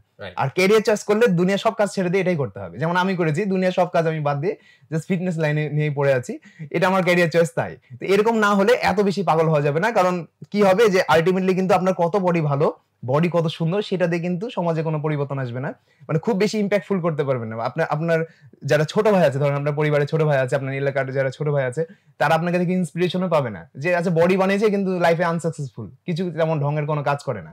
কিন্তু যখন আপনি খুব বেশি বডি নাই, মোটামুটি একটা ফিটনেস, কিন্তু অনেক বেশি সাকসেসফুল হয়ে গেছেন, তখন কি হবে? আরো অনেক ইন্সপিরেশন পাবে যে এই লোকটা এই কাজ করে সফল হয়েছে। এই এক্সাম্পলটা আমি ক্রিয়েট করতে যাচ্ছি যে হ্যাঁ, রাজশাহীর মতো একটা ছোট শহর থেকে এখন আমরা ঢাকাতেও আসছি। তো আমাকে দেখে যেন মানুষ ক্যারিয়ার চয়েস করে ফিটনেস নিয়ে। আমি বলছি না যে ফিট হতে হবে, বডি বানাতে হবে, আমার মতো যেন ক্যারিয়ার চয়েস করে, যেন তাকে দেখে আরো 10 জন ক্যারিয়ার চয়েস করে। এইরকম না করলে আপনি ফিটনেস ইন্ডাস্ট্রি গ্রো করতে পারবেন না। মানে ভাইয়ের কথাগুলো হচ্ছে মানে হার্শ হলেও এটা রিয়েলিটি। মানে রিয়েলিটি তো আসলে হচ্ছে রিয়েলাইজ করতে হবে। ভাই আপনার কথা থেকে আরেকটা জিনিস মাথায় আসলো, সেটা হচ্ছে অনেকে জিমে যাওয়া শুরু করা বা এক্সারসাইজ শুরু করার পরপরই সাপ্লিমেন্ট নিয়ে চিন্তা ভাবনা শুরু করে। তো এটা আসলে কতটুকু নেসেসারি বা কার জন্য নেসেসারি? দেখেন যে ফুড সাপ্লিমেন্ট কয়েক ধরনের হয়, যেটা হচ্ছে আমরা সাপ্লিমেন্ট হিসেবে চিনি। ম্যাক্সিমাম আমি ইউএস এর প্রেফার করি। আমিও কিন্তু সাপ্লিমেন্ট বলি মানুষকে। কখন বলি? ধরেন আপনার 100 গ্রাম প্রোটিন দরকার সারাদিনে, আপনি 80 গ্রাম প্রোটিন পাচ্ছেন ন্যাচারাল খাবার থেকে, মাছ মাংস থেকে। বাকি 20 গ্রাম আপনার কোনোভাবে হচ্ছে না, আপনি হয়তো মেসে থাকেন বা কোথাও থাকেন বা রান্না করা পসিবল না, তখন আপনি 20 গ্রাম সাপ্লিমেন্ট থেকে নেবেন। কিন্তু শুরুর দিনই যদি আপনি যে এই লাইফস্টাইল ঠিক না করে আপনি প্রোটিন সাপ্লিমেন্টের দিকে ফোকাস করেন, তাহলে খুব একটা বেশি রেজাল্ট পাবেন না, কন্টিনিউ করতে পারবেন না। অধিকাংশ কি করে যে সে 20 গ্রাম প্রোটিনও ন্যাচারাল ফুড থেকে নেয় না, মানে মাছ মাংস সে একদমই খায় না, মনে করে যে সে 2 স্কুপ প্রোটিন খাবে, তার রিকোয়ারমেন্ট কমপ্লিট হয়ে যাবে। একজন 60 কেজি ওজনের ছেলে বা মানে ছেলের কথাই বলি, একজন 60 কেজি ওজনের ছেলে মাসল তৈরি করতে চাচ্ছে, সেক্ষেত্রে তাকে মিনিমাম 1.5 গ্রাম প্রোটিন পার কেজি বডি ওয়েট খেতে হবে। মানে প্রায় তার 90 গ্রামের কাছাকাছি প্রোটিন তার লাগবে, এটা মিনিমাম। এখন 90 গ্রাম প্রোটিনের যদি সে কমপ্লিট করতে প্রথম দিনই না পারে, মানে তাহলে সে প্রথম দিন থেকেই সাপ্লিমেন্ট ইউজ করতে পারবে। মানে প্রোটিন সাপ্লিমেন্টের কথা যেটা বলছি, প্রোটিন সাপ্লিমেন্ট কিন্তু জাস্ট দুধ, আমরা যে ছানা ইয়ে করি না, দুধের ছানা হয় না, সেটা যে সবুজ পানিটা থাকে সেই পানিটা শুকিয়ে প্রোটিন সাপ্লিমেন্ট তৈরি করা হয়, ওয়ে প্রোটিন। তো এটা কোনো আনন্যাচারাল কোনো কিছু না, এটা খেলেও হবে। হ্যাঁ, অনেকে বলে যে প্রোটিন সাপ্লিমেন্ট খেয়ে কিডনি নষ্ট হয়ে যায়, এই হয় ওই হয়, অনেক সমস্যা আছে। এটা হবে কার, যার আগে থেকে কিডনিতে প্রবলেম আছে বা যে প্রয়োজনের তুলনায় বেশি খায়। মানে তার হয়তো বা 90 গ্রাম দরকার, সে খাচ্ছে 150 গ্রাম। মাত্রাটা বুঝতে, হ্যাঁ মাত্রা বুঝতে হবে। মাত্রা না বুঝলে আপনি যেটাই খান, আপনি মাত্রা না বুঝে যদি ভাত খান, সাইড এফেক্ট হিসেবে আপনার পেটে চর্বি জমবে। আপনি মাত্রা না বুঝে যদি আপনি বেশি পরিমাণে চিনি খান, তাও ফ্যাট জমবে। আপনি মাত্রা না বুঝে যদি বেশি পরিমাণে বাদাম খান, তাও বেশি ফ্যাট জমবে। মানে মাত্রা না বুঝে হেলদি খাবার খেলেও আপনার শরীর ফ্যাট গেইন করবে, মাত্রাটা বুঝতে হবে। আবার মাত্রা না বুঝে যদি আপনি হচ্ছে আনহেলদি খাবার খুব কম পরিমাণে খান, সমস্যা নাই। ধর আপনি মাত্রা বুঝেছেন, মানে বুঝে গেছেন যে আমি যদি আনহেলদি খাবার সারাদিনে এই 20-25 গ্রাম খাই, আমার কিছু হবে না, তাহলে আপনি আনহেলদি খাবার প্রত্যেকদিন খেতে পারবেন, কিচ্ছু হবে না আপনার। মাত্রা বুঝতে হবে, বুঝছেন? এটা খুবই ইম্পর্টেন্ট একটা পয়েন্ট। রুমিকে জিজ্ঞেস করা হয়েছিল যে বিষ কি, তখন উনি অনেক ভেবে উত্তর দিয়েছিলেন যে মাত্রাতিরিক্ত যে কোনো কিছুই বিষ। সেটাই। তো আবার দেখেন যে আমরা অরিজিনালি যে বিষগুলো পাই, যেমন হচ্ছে তেলাপোকা মারার বিষ, পিঁপড়া মারার বিষ, সামান্য পরিমাণ মানুষ খেলেও কিন্তু মানুষ মারা যাবে না, হয়তো পেট খারাপ হতে পারে। তো ব্যাপারটা কি, যে জিনিস ফুডের আইটেমের প্রবলেম নাই, অ্যামাউন্টের প্রবলেম। আমি অনেকবার বলি যে মানে আইটেম কোনো প্রবলেম ক্রিয়েট করে না। কোল্ড ড্রিঙ্কস আপনি সপ্তাহে একদিন খান, কোনো প্রবলেম হবে না আপনার, কিন্তু কোল্ড ড্রিঙ্কস আপনি প্রত্যেকদিন খাচ্ছেন, তখন অ্যামাউন্ট বেড়ে যাচ্ছে। সেম অ্যামাউন্ট, মানে ওজন বাড়ানো বা কমানোর খাবার সেম। আপনি যদি হেলদি খাবার খেয়ে ওজন বাড়াতে পারবেন, ক্যালোরি সারপ্লাস করলে 2000 ক্যালোরি আপনার 70 কেজি, ধরেন আপনার ওজন 70 কেজি, 2000 ক্যালোরি খেলে 70 থাকে ওজন। আপনি যদি 2500 ক্যালোরি খাবার খান, তাহলে আপনার ওজন আস্তে আস্তে বাড়বে, 75 পর্যন্ত যাবে। এখন আপনি সেটা হেলদি খাবার দিয়ে খেয়ে ওজন বাড়াতে পারবেন, আনহেলদি খাবার খেয়ে ওজন বাড়াতে পারবেন। আনহেলদি খাবার খেলে কি হবে, আপনার শরীরে অন্যান্য সাইড এফেক্ট হবে। হেলদি খাবার খেলে কোনো সাইড এফেক্ট হবে না। প্রবলেমটা হচ্ছে যে আবার ওই সেম হেলদি খাবার খেয়ে আপনি ওজন কমাতে পারবেন। আপনি 2000 এর জায়গায় 1500 ক্যালোরি খান, হেলদি ওয়েতে আপনার ওয়েট কমবে। মানে ওজন বাড়ানো বা কমানোর খাবার সেমই হয়, কোনো একটা নির্দিষ্ট খাবার আমাদের ওজন সরাসরি কমাতে বা বাড়াতে পারে না। অনেক মানুষ বলে যে গ্রিন টি খেলে হয়তো বা চর্বি কমে, বিভিন্ন খাবারের কথা বলে যে কি কি সব আমাকে বলে। তো আমি সবসময় একটা কথাই বলি যে এগুলো হেলদি খাবার আমাদের মেটাবলিজম প্রসেস ফাস্ট করে। মানে মেটাবলিজম প্রসেস হলো খাবারকে হজম করার প্রক্রিয়া, মানে খাবার থেকে যে পুষ্টিটা পায় আমাদের শরীর খুব দ্রুত অ্যাবজর্ব করে, মেটাবলিজম যাদের ফাস্ট। যারা দেখবেন প্রচুর পরিমাণ খেয়েও ওজন সহজে বাড়ে না, তাদের মেটাবলিজম এক্সট্রিম লেভেলের ফাস্ট হয়। আবার কারো হাইপারথাইরয়েড রোগও থাকতে পারে, যার কারণে ওজন মানে কমে থাকে। আর হাইপোথাইরয়েড হলে তাদের ওজন বেড়ে যায় তাড়াতাড়ি। তো এটা আলাদা, এটা হরমোনাল বিষয়। কিন্তু ইন জেনারেল একটা সুস্থ স্বাভাবিক মানুষের ওজন কতটা দ্রুত বাড়বে বা কমবে, সেটা নির্ভর করছে হচ্ছে তার মেটাবলিজমের উপরে। তো মেটাবলিজম ফাস্ট হচ্ছে হেলদি খাবার খেয়ে। আপনি যখন গ্রিন টি খাচ্ছেন বা যে আদা চা খাচ্ছি চিনি ছাড়া, তখন আমাদের মেটাবলিজম বা আমাদের হজম প্রক্রিয়ার একটু ভালো হয়, পেটটা পরিষ্কার হয়, দ্রুত অ্যাবজর্ব করে ফেলে আমাদের বডি। এটাই, এছাড়া আর এক্সট্রা কোনো বেনিফিট নাই। বুঝছেন? সবকিছু নির্ভর করছে ওই ক্যালোরির উপরে। এখন অনেকে বলে তাহলে কি মেপে খাবো? যেমন আমার বাড়িতে আমরা 2 ভাই বোন, একই ওজন, মানে একই সাথে জমজ 2 ভাই বোন। একজন মোটা সেম খাবার খায়, একজন পাতলা। রিজনটা কি, তার হচ্ছে ডিএনএ তে হয়তোবা একজন গেছে তার বাবার দিকে, একজন গেছে মায়ের দিকে। দুজনের ডিএনএ, দুজনের জেনেটিক আলাদা আলাদা। আমি এর আগে অনেকবারই বলেছি যে আমাদের হচ্ছে বডি টাইপ 3 রকম হয়: এন্ডোমর্ফ, একটোমর্ফ, মেসোমর্ফ। এন্ডোমর্ফ হচ্ছে যারা সহজে ওজন কমাতে পারে না, মেসোমর্ফ হচ্ছে মাঝামাঝি সহজে ওজন কমাতে পারে, বাড়াতে পারে, আর একটোমর্ফ হচ্ছে সহজে বাড়াতেই পারে না, একটোমর্ফ। তো এগুলোর ভিতরে হয়তোবা একজন এন্ডোমর্ফ পেয়ে গেছে, একজন একটোমর্ফ পেয়ে গেছে। এটা হতেই পারে, এটা দাদা নানার জেনেটিকও আসতে পারে। এটা খুবই অস্বাভাবিক কিছু না, কারণ দেখবেন কারো জেনেটিক্যাল কেউ ফর্সা হয়, কেউ কালো হয়, বুঝতে পেরেছেন? ভাই বোন, কিন্তু একজন হয়তোবা খুব ফর্সা, একজন কালো। ঠিক সেভাবে হচ্ছে আপনি সেম খাবার খেয়েও কেন মোটা পাতলা হচ্ছেন, আপনাদের মেটাবলিজম প্রসেসে হেরফের আছে। কারো মেটাবলিজম ফাস্ট, কারো মেটাবলিজম স্লো। তো যেটা করতে হবে, হেলদি খাবার খেলে আমাদের মেটাবলিজম ফাস্ট হবে এবং নির্ভর করছে আপনার সারাদিনের ক্যালোরির উপরে। এই যে এক্সারসাইজের ব্যাপারটাও কিছুটা বুঝলাম, প্লাস হচ্ছে ডায়েটের ব্যাপারটাও বুঝলাম। ঘুম এখানে কতটুকু ইম্পর্টেন্ট এবং এটাকে আপনি কিভাবে দেখেন বা সাজেস্ট করেন? দেখেন, আমাদের যত হেলদি যত হরমোন আছে সব ঘুমের সময়ই তৈরি হয়। মানে আমরা যখন জেগে থাকি, ছোট বাচ্চা খুব দ্রুত বড় হয় কেন? প্রত্যেকদিন কয়েক মিলিমিটার করে বড় হয়, কারণ সারাদিন ঘুমায়। বুঝতে? এটা হচ্ছে ব্যাপার। মানুষ যত বেশি ঘুমাবে, হ্যাঁ একটা বয়স পর বেশি ঘুমালে আপনি উচ্চতায় বড় হবেন না, সাইডে বড় হবেন। বুঝতে পেরেছেন? তো এটা হচ্ছে বিষয়। তো ঘুম হচ্ছে 8 ঘন্টা হচ্ছে এমনি রিকমেন্ড করে, যারা অ্যাথলেট টাইপের তাদের 8 ঘন্টা ঘুমাতে হবে। আর এটা কোনো ইয়ে নাই যে 8 ঘন্টাই ঘুমাতে হবে। কেউ যদি 4 ঘন্টা খুব সাউন্ড স্লিপে থাকে, 4 ঘন্টা মাত্র, কিন্তু খুবই, যেমন আইনস্টাইন মনে হয় 4-5 ঘন্টা ঘুমাতো, কিন্তু খুব ভালো ঘুম নাকি তার হতো, এটা আমি শুনেছি। তো সে হচ্ছে ওই 4 ঘন্টায় হয়তো তার ঘুম কমপ্লিট হয়ে যায়। মানে ঘুম হতে হবে একদম পিওর, মানে যে ঘুমে আপনি উঠে পড়ছেন না একটু পর পর, সেই ঘুম যদি 4 ঘন্টারও হয় কোনো সমস্যা নাই। কিন্তু ধরেন যে আপনি ঘুমাচ্ছেন 12 ঘন্টা কিন্তু একটু পর পর উঠে যান বা ওয়াশরুমে যাচ্ছেন, সেক্ষেত্রে আবার প্রবলেম। মানে ঘুম যদি আপনি 4-5 ঘন্টা ঘুমান তাহলে ঠিক আছে, এটা সাধারণ মানুষের ক্ষেত্রে। অ্যাথলেট হতে গেলে মানে মিনিমাম 6 ম্যাক্সিমাম 8 হলে ভালো। 8 ঘন্টা এই না ঘুমালে আপনার হচ্ছে হরমোন তৈরি হবে না। তাহলে স্লিপ কোয়ালিটি কিভাবে স্লিপ কোয়ালিটি ইমপ্রুভ হবে হচ্ছে আপনাকে স্ক্রিন টাইম কমাতে হবে হচ্ছে ঘুমাতে যাওয়ার আগে। আমাদের ম্যাক্সিমামের প্রবলেম হচ্ছে আমরা ঘুমাতে যাওয়ার আগে বেশি স্ক্রিন টাইম থাকে আমাদের। মানে ঘুমিয়ে পড়ার আগ পর্যন্ত আমাদের আমরা মোবাইল চলে, হ্যাঁ, এটাই হচ্ছে প্রবলেম। এই কারণে আমাদের সাউন্ড স্লিপটা আসতে দেরি হয়। আপনি এট লিস্ট 1 ঘন্টা আগে আপনাকে ছাড়তে হবে, মানে মোবাইলটা আপনাকে স্ক্রিন থেকে, যেটা হোক, টিভি হোক, ল্যাপটপ হোক, যাই হোক, 1 ঘন্টা আগে সরতে হবে সেখান থেকে। আর যদি শারীরিক পরিশ্রম করেন ঘুম আসবে। যাদের রাত্রে সহজে ঘুম আসে না তারা চেষ্টা করবেন সকালে ব্যায়াম করার। সকালে ব্যায়াম করলে সারাদিন যেতে যেতে আপনার হচ্ছে আমাদের, যদি আমি বলি যে ঘুম কিভাবে আসে, অ্যাডিনোসিন নামে একটা হরমোন আছে আমাদের শরীরে, বুঝছেন? যখন আমরা ঘুম থেকে উঠি তখন এই অ্যাডিনোসিন একদম জিরোতে থাকে, মানে থাকে না বলতে গেলে। যেমন আপনি ঘুম থেকে উঠেই, সকালবেলা ঘুম থেকে উঠেই কিন্তু আপনি আবার চাইলে ঘুমাতে পারবেন না, রিজন আপনার আসবেও না ঘুম, যতই আপনাকে ফোর্স করা হোক। রিজনটা কি? আপনার অ্যাডিনোসিন হরমোন থাকে না শরীরে। যত দিন গড়াবে, দুপুর হতে হতে হতে হতে দেখবেন অ্যাডিনোসিন বাড়ছে, তো দুপুরবেলা অনেকের ঘুম আসে। রাত হতে হতে একদমই বেড়ে যায়, তখন রাতের বেলা ঘুম আসে। তো এই অ্যাডিনোসিন হরমোনের কারণে কিন্তু আমাদের ঘুম আসে। এটা সাউন্ড স্লিপ যদি না হয়, ধরেন আপনি ঘুমালেন ঠিক আছে, কিন্তু একটু পর পর জেগে গেছেন, তখন আপনার অ্যাডিনোসিন হরমোন কি হবে? পুরোপুরি জিরোতে যাবে না, হয়তো বা 20 তে থাকবে বা 30 তে থাকবে। তখন কি হবে যে দুপুরে আস্তে আস্তে আবার ঘুম আসবে আপনার। এবার সাউন্ড স্লিপ হলে মানে আপনার ভালো লাগবে না, একটা মানে কি বলবো যে এনার্জেটিক ফিল করবেন না। আপনার সবসময় মনে হবে যে না, আজকে ভালো লাগছে না, আজকে একটা কাজ কম করি। এই কারণে স্লিপটা খুব জরুরি। আর এই যখন আমরা এক্সারসাইজ করি তখন আমাদের অ্যাডিনোসিন আরো দ্রুত তৈরি হয়। ধরেন আপনি সকালবেলা ঘুমিয়েছেন, অ্যাডিনোসিন আপনি হরমোন, এটা কিন্তু আবার খুব খারাপও না ভালো না, মানে হরমোন কিন্তু বেশি পরিমাণে থাকা খারাপ, আবার কম পরিমাণে থাকাও হচ্ছে খারাপ, মানে মাত্রা থাকতে হবে। যাদের সহজে ঘুম আসে না তার মানে হচ্ছে তার শরীরে অ্যাডিনোসিন উৎপন্ন হয় না। তারা কি করবে যে তারা এক্সারসাইজ করবে, সঠিক পরিমাণে অ্যাডিনোসিন তৈরি হবে, তখন তাদের ঘুমও আসবে। আবার কেউ কেউ হচ্ছে রাত্রে যারা এক্সারসাইজ করে তাদের ঘুমাতে একটু কষ্ট হয়। রিজনটা কি? এক্সারসাইজ করলে আমাদের ব্রেন অ্যাক্টিভ হয়।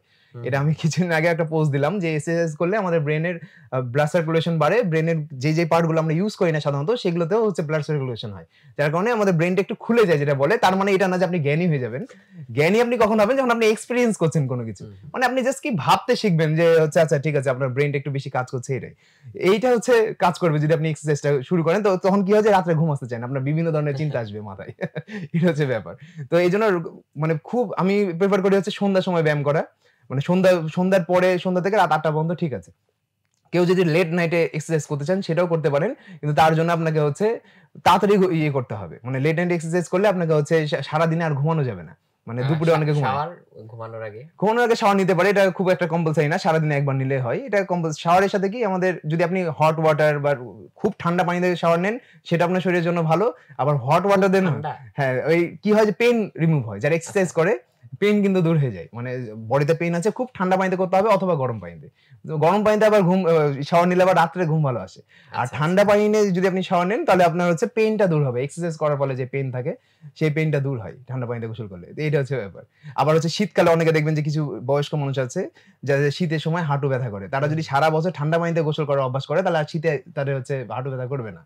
এটা কিন্তু তার অভ্যাস হয়ে যাবে, তার বডি ওই ঠান্ডা পানির সাথে অভ্যস্ত হয়ে যাবে, ঠান্ডা ওয়েদারের সাথে অভ্যস্ত হয়ে যাবে। তো যাদের হাঁটু ব্যথা করে আসলে শীতকালে, তারা যদি এখন থেকে চেষ্টা করে যে না আমি এখন থেকে ঠান্ডা পানিতে গোসল করব, শীত আস্তে আস্তে দেখবেন তাদের এই প্রবলেম দূর হয়ে গেছে। আচ্ছা, তার মানে স্লিপ কোয়ালিটি বাড়ানোর জন্য আমাদের স্ক্রিন টাইম কমাতে হবে, বিশেষ করে হচ্ছে ঘুমানোর আগে। আর এক্সারসাইজ করলে বডি টায়ার্ড হবে, অ্যাডমিশন তৈরি হবে, তখন হচ্ছে ঘুমানো। কিন্তু এক্সারসাইজ করতে হবে আগে সকালের দিকে করতে পারলে ভালো, যারা রাতে ঘুম আসে না তাহলে খুব লেটে করা যাবে না। হ্যাঁ, আচ্ছা। তো ভাইয়া এই ফিটনেসের সাথে পার্সোনাল হ্যাপিনেস এর কোরিলেশনটা কেমন?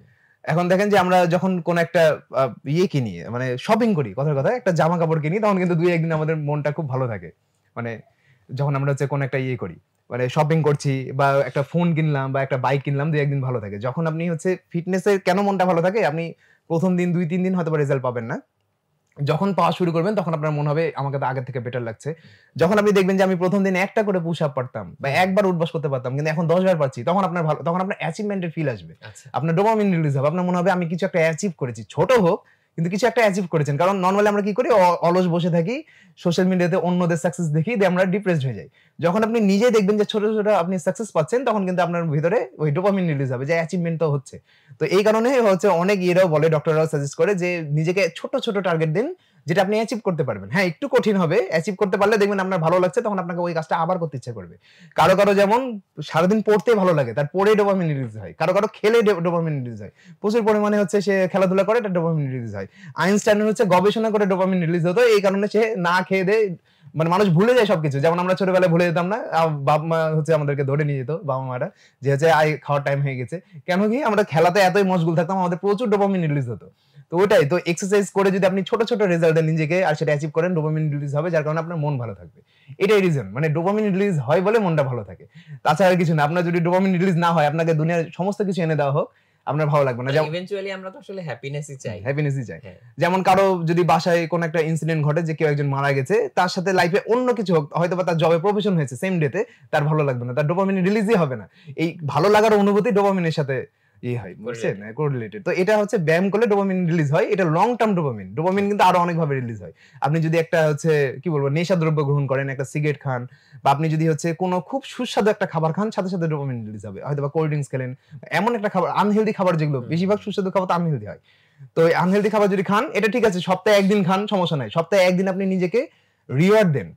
মানে এক্সারসাইজ কিন্তু নিজেকে হচ্ছে পানিশ করে না। মানে মানুষজন এক্সারসাইজ মানে নিজেকে আমি বেশি খেয়ে ফেলেছি, পানিশমেন্ট দিই নিজেকে, এটা কিন্তু না। এক্সারসাইজ হচ্ছে নিজেকে রিওয়ার্ড দেওয়া। আচ্ছা, আপনি এক্সারসাইজ করলেন, এক সপ্তাহ ধরে এক্সারসাইজ করলেন, আপনার হচ্ছে বডি কিছুটা ইমপ্রুভ হলো, এবার রিওয়ার্ড হিসেবে আপনি আপনাকে আনহেলদি ফুড বা জাঙ্ক ফুড দেন, তাহলে আপনার বডি আবার হচ্ছে একটু গ্রো করবে, আপনার ডোপামিন রিলিজ হবে, আপনার মনে হবে যে আচ্ছা ঠিক আছে, আজকে তো মন ভরে মানে যা খুশি তাই খেলাম, তো কালকে থেকে আবার পুরো দমে শুরু করি। কিন্তু অনেকে কি করে যে লং টার্ম ছাড়তেই চায় না, চালাতেই থাকে। ছাড়বে না কারা, ধরেন টানা 2-3 মাস পর তার কম্পিটিশন আছে, বা কোন একটা জব অপরচুনিটি আছে যেখানে তার ওয়েট লস করতেই হবে, সেই ক্ষেত্রে তারা কন্টিনিউ করবে কষ্ট করে হলো। কিন্তু যার ধরেন এরকম কোনো গোল নাই, সে জাস্ট মেইনটেইন করবে, আচ্ছা উইকে আমি 2 দিন খাই, 3 দিন পর পর খাই, এটা হচ্ছে ব্যাপার।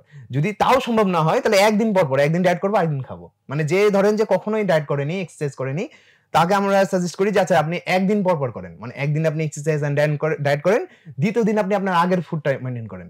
যখন আপনার এটাতে আপনি অভ্যস্ত হয়ে যাবেন, তখন আপনি 5-2 আসবেন, অর্থাৎ 5 দিন আপনি এক্সারসাইজ ডায়েট করবেন, 2 দিন আপনি ব্রেক করবেন। এইভাবে মানে শুরুটা এইভাবে করি আমরা, স্লোলি। এটাতে হচ্ছে একজন হচ্ছে যে অনেক, আপনি বললেন না যে আমরা প্রথম যে 3-4 দিনে ছেড়ে দিই। ব্যাকগ্রাউন্ডে একটা ভাই বলল যে আমি হয়তোবা 1 সপ্তাহ গেছিলাম, 3 মাসের প্যাকেজ নিয়েছিলাম, তারপর আর কন্টিনিউ করিনি। রিজনটা কি, আমরা যখন শুরু করি আমরা মনে করি আমাদেরকে রোজ করতে হবে, আমরা একদম পাগল হয়ে যাই ওটার পরে। মানে যত পাওয়া যায়, মানে আমরা কি করি যে নিজে সর্বোচ্চ শক্তি দিয়ে পুশ করার চেষ্টা করি নিজেকে, যে একটা সময় তো আপনাকে রেস্ট নিতে হবে। যখন আপনি রেস্ট নেন বা গ্যাপ দেন, তখন আরো দ্রুত বের হয়, মানে আমাদের জিনিসটা আরো দ্রুত হচ্ছে খারাপ হয়ে যায় বডিটা। এই কারণে হচ্ছে মানুষ ডিমোটিভেট হয়ে যায়, যে এত কষ্ট করলাম তারপরেও আমার স্পাইক চলে আসলো, মানে ওজন হয়তো বা 2 কেজি কমে আবার 1 কেজি বেড়ে গেছে, তখনই আমরা ছেড়ে দিই। কিন্তু তখন যদি ওই প্রসেসটাকে আমরা ট্রাস্ট করি, আর আরো 1 থেকে 2 সপ্তাহ ওটাকে মেইনটেইন করি, দেখবেন যে আপনি শিখে গেছেন কিভাবে ওজন কমাতে হয়। আর যদি এই যে নলেজ গুলো থাকে, সঠিক ক্যালোরির নলেজ গুলো, মেটাবলিজমের নলেজ, আমাদের বডি কিভাবে কাজ করে, ফ্যাট কিভাবে বার্ন করে, তাহলে আপনার ইজি হবে, কেউ বোকা বানাতে পারবে না আপনাকে, বিভিন্ন প্রোডাক্টও সেল করতে পারবে না সহজে। ভাইয়া, বাংলাদেশের কথা যদি বলি, তাহলে হচ্ছে বিভিন্ন জিম যেভাবে হচ্ছে বিজ্ঞাপন দেয় বা মানুষকে ইন্সপায়ার করার চেষ্টা করে, ধরা যাক সালমান খানের একটা ছবি থাকলো, কিংবা হচ্ছে খুবই হাইলি মাস্কুলার একটা মানুষের ছবি থাকলো, তো এইভাবে হচ্ছে ইয়া করা হয়। আপনিও তো যেহেতু এই ইন্ডাস্ট্রিতে আছেন, আপনার কাছে যদি জিজ্ঞেস করি যে আপনি কিভাবে আসলে হচ্ছে এই আপনার কাজের প্রুফটা দেখান? আচ্ছা, আচ্ছা।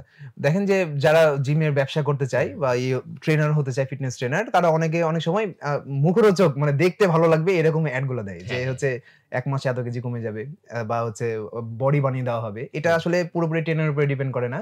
এটা গ্যারান্টি দেওয়া সম্ভবই না। যে দিচ্ছে গ্যারান্টি, সে আসলে মিসগাইড করছে।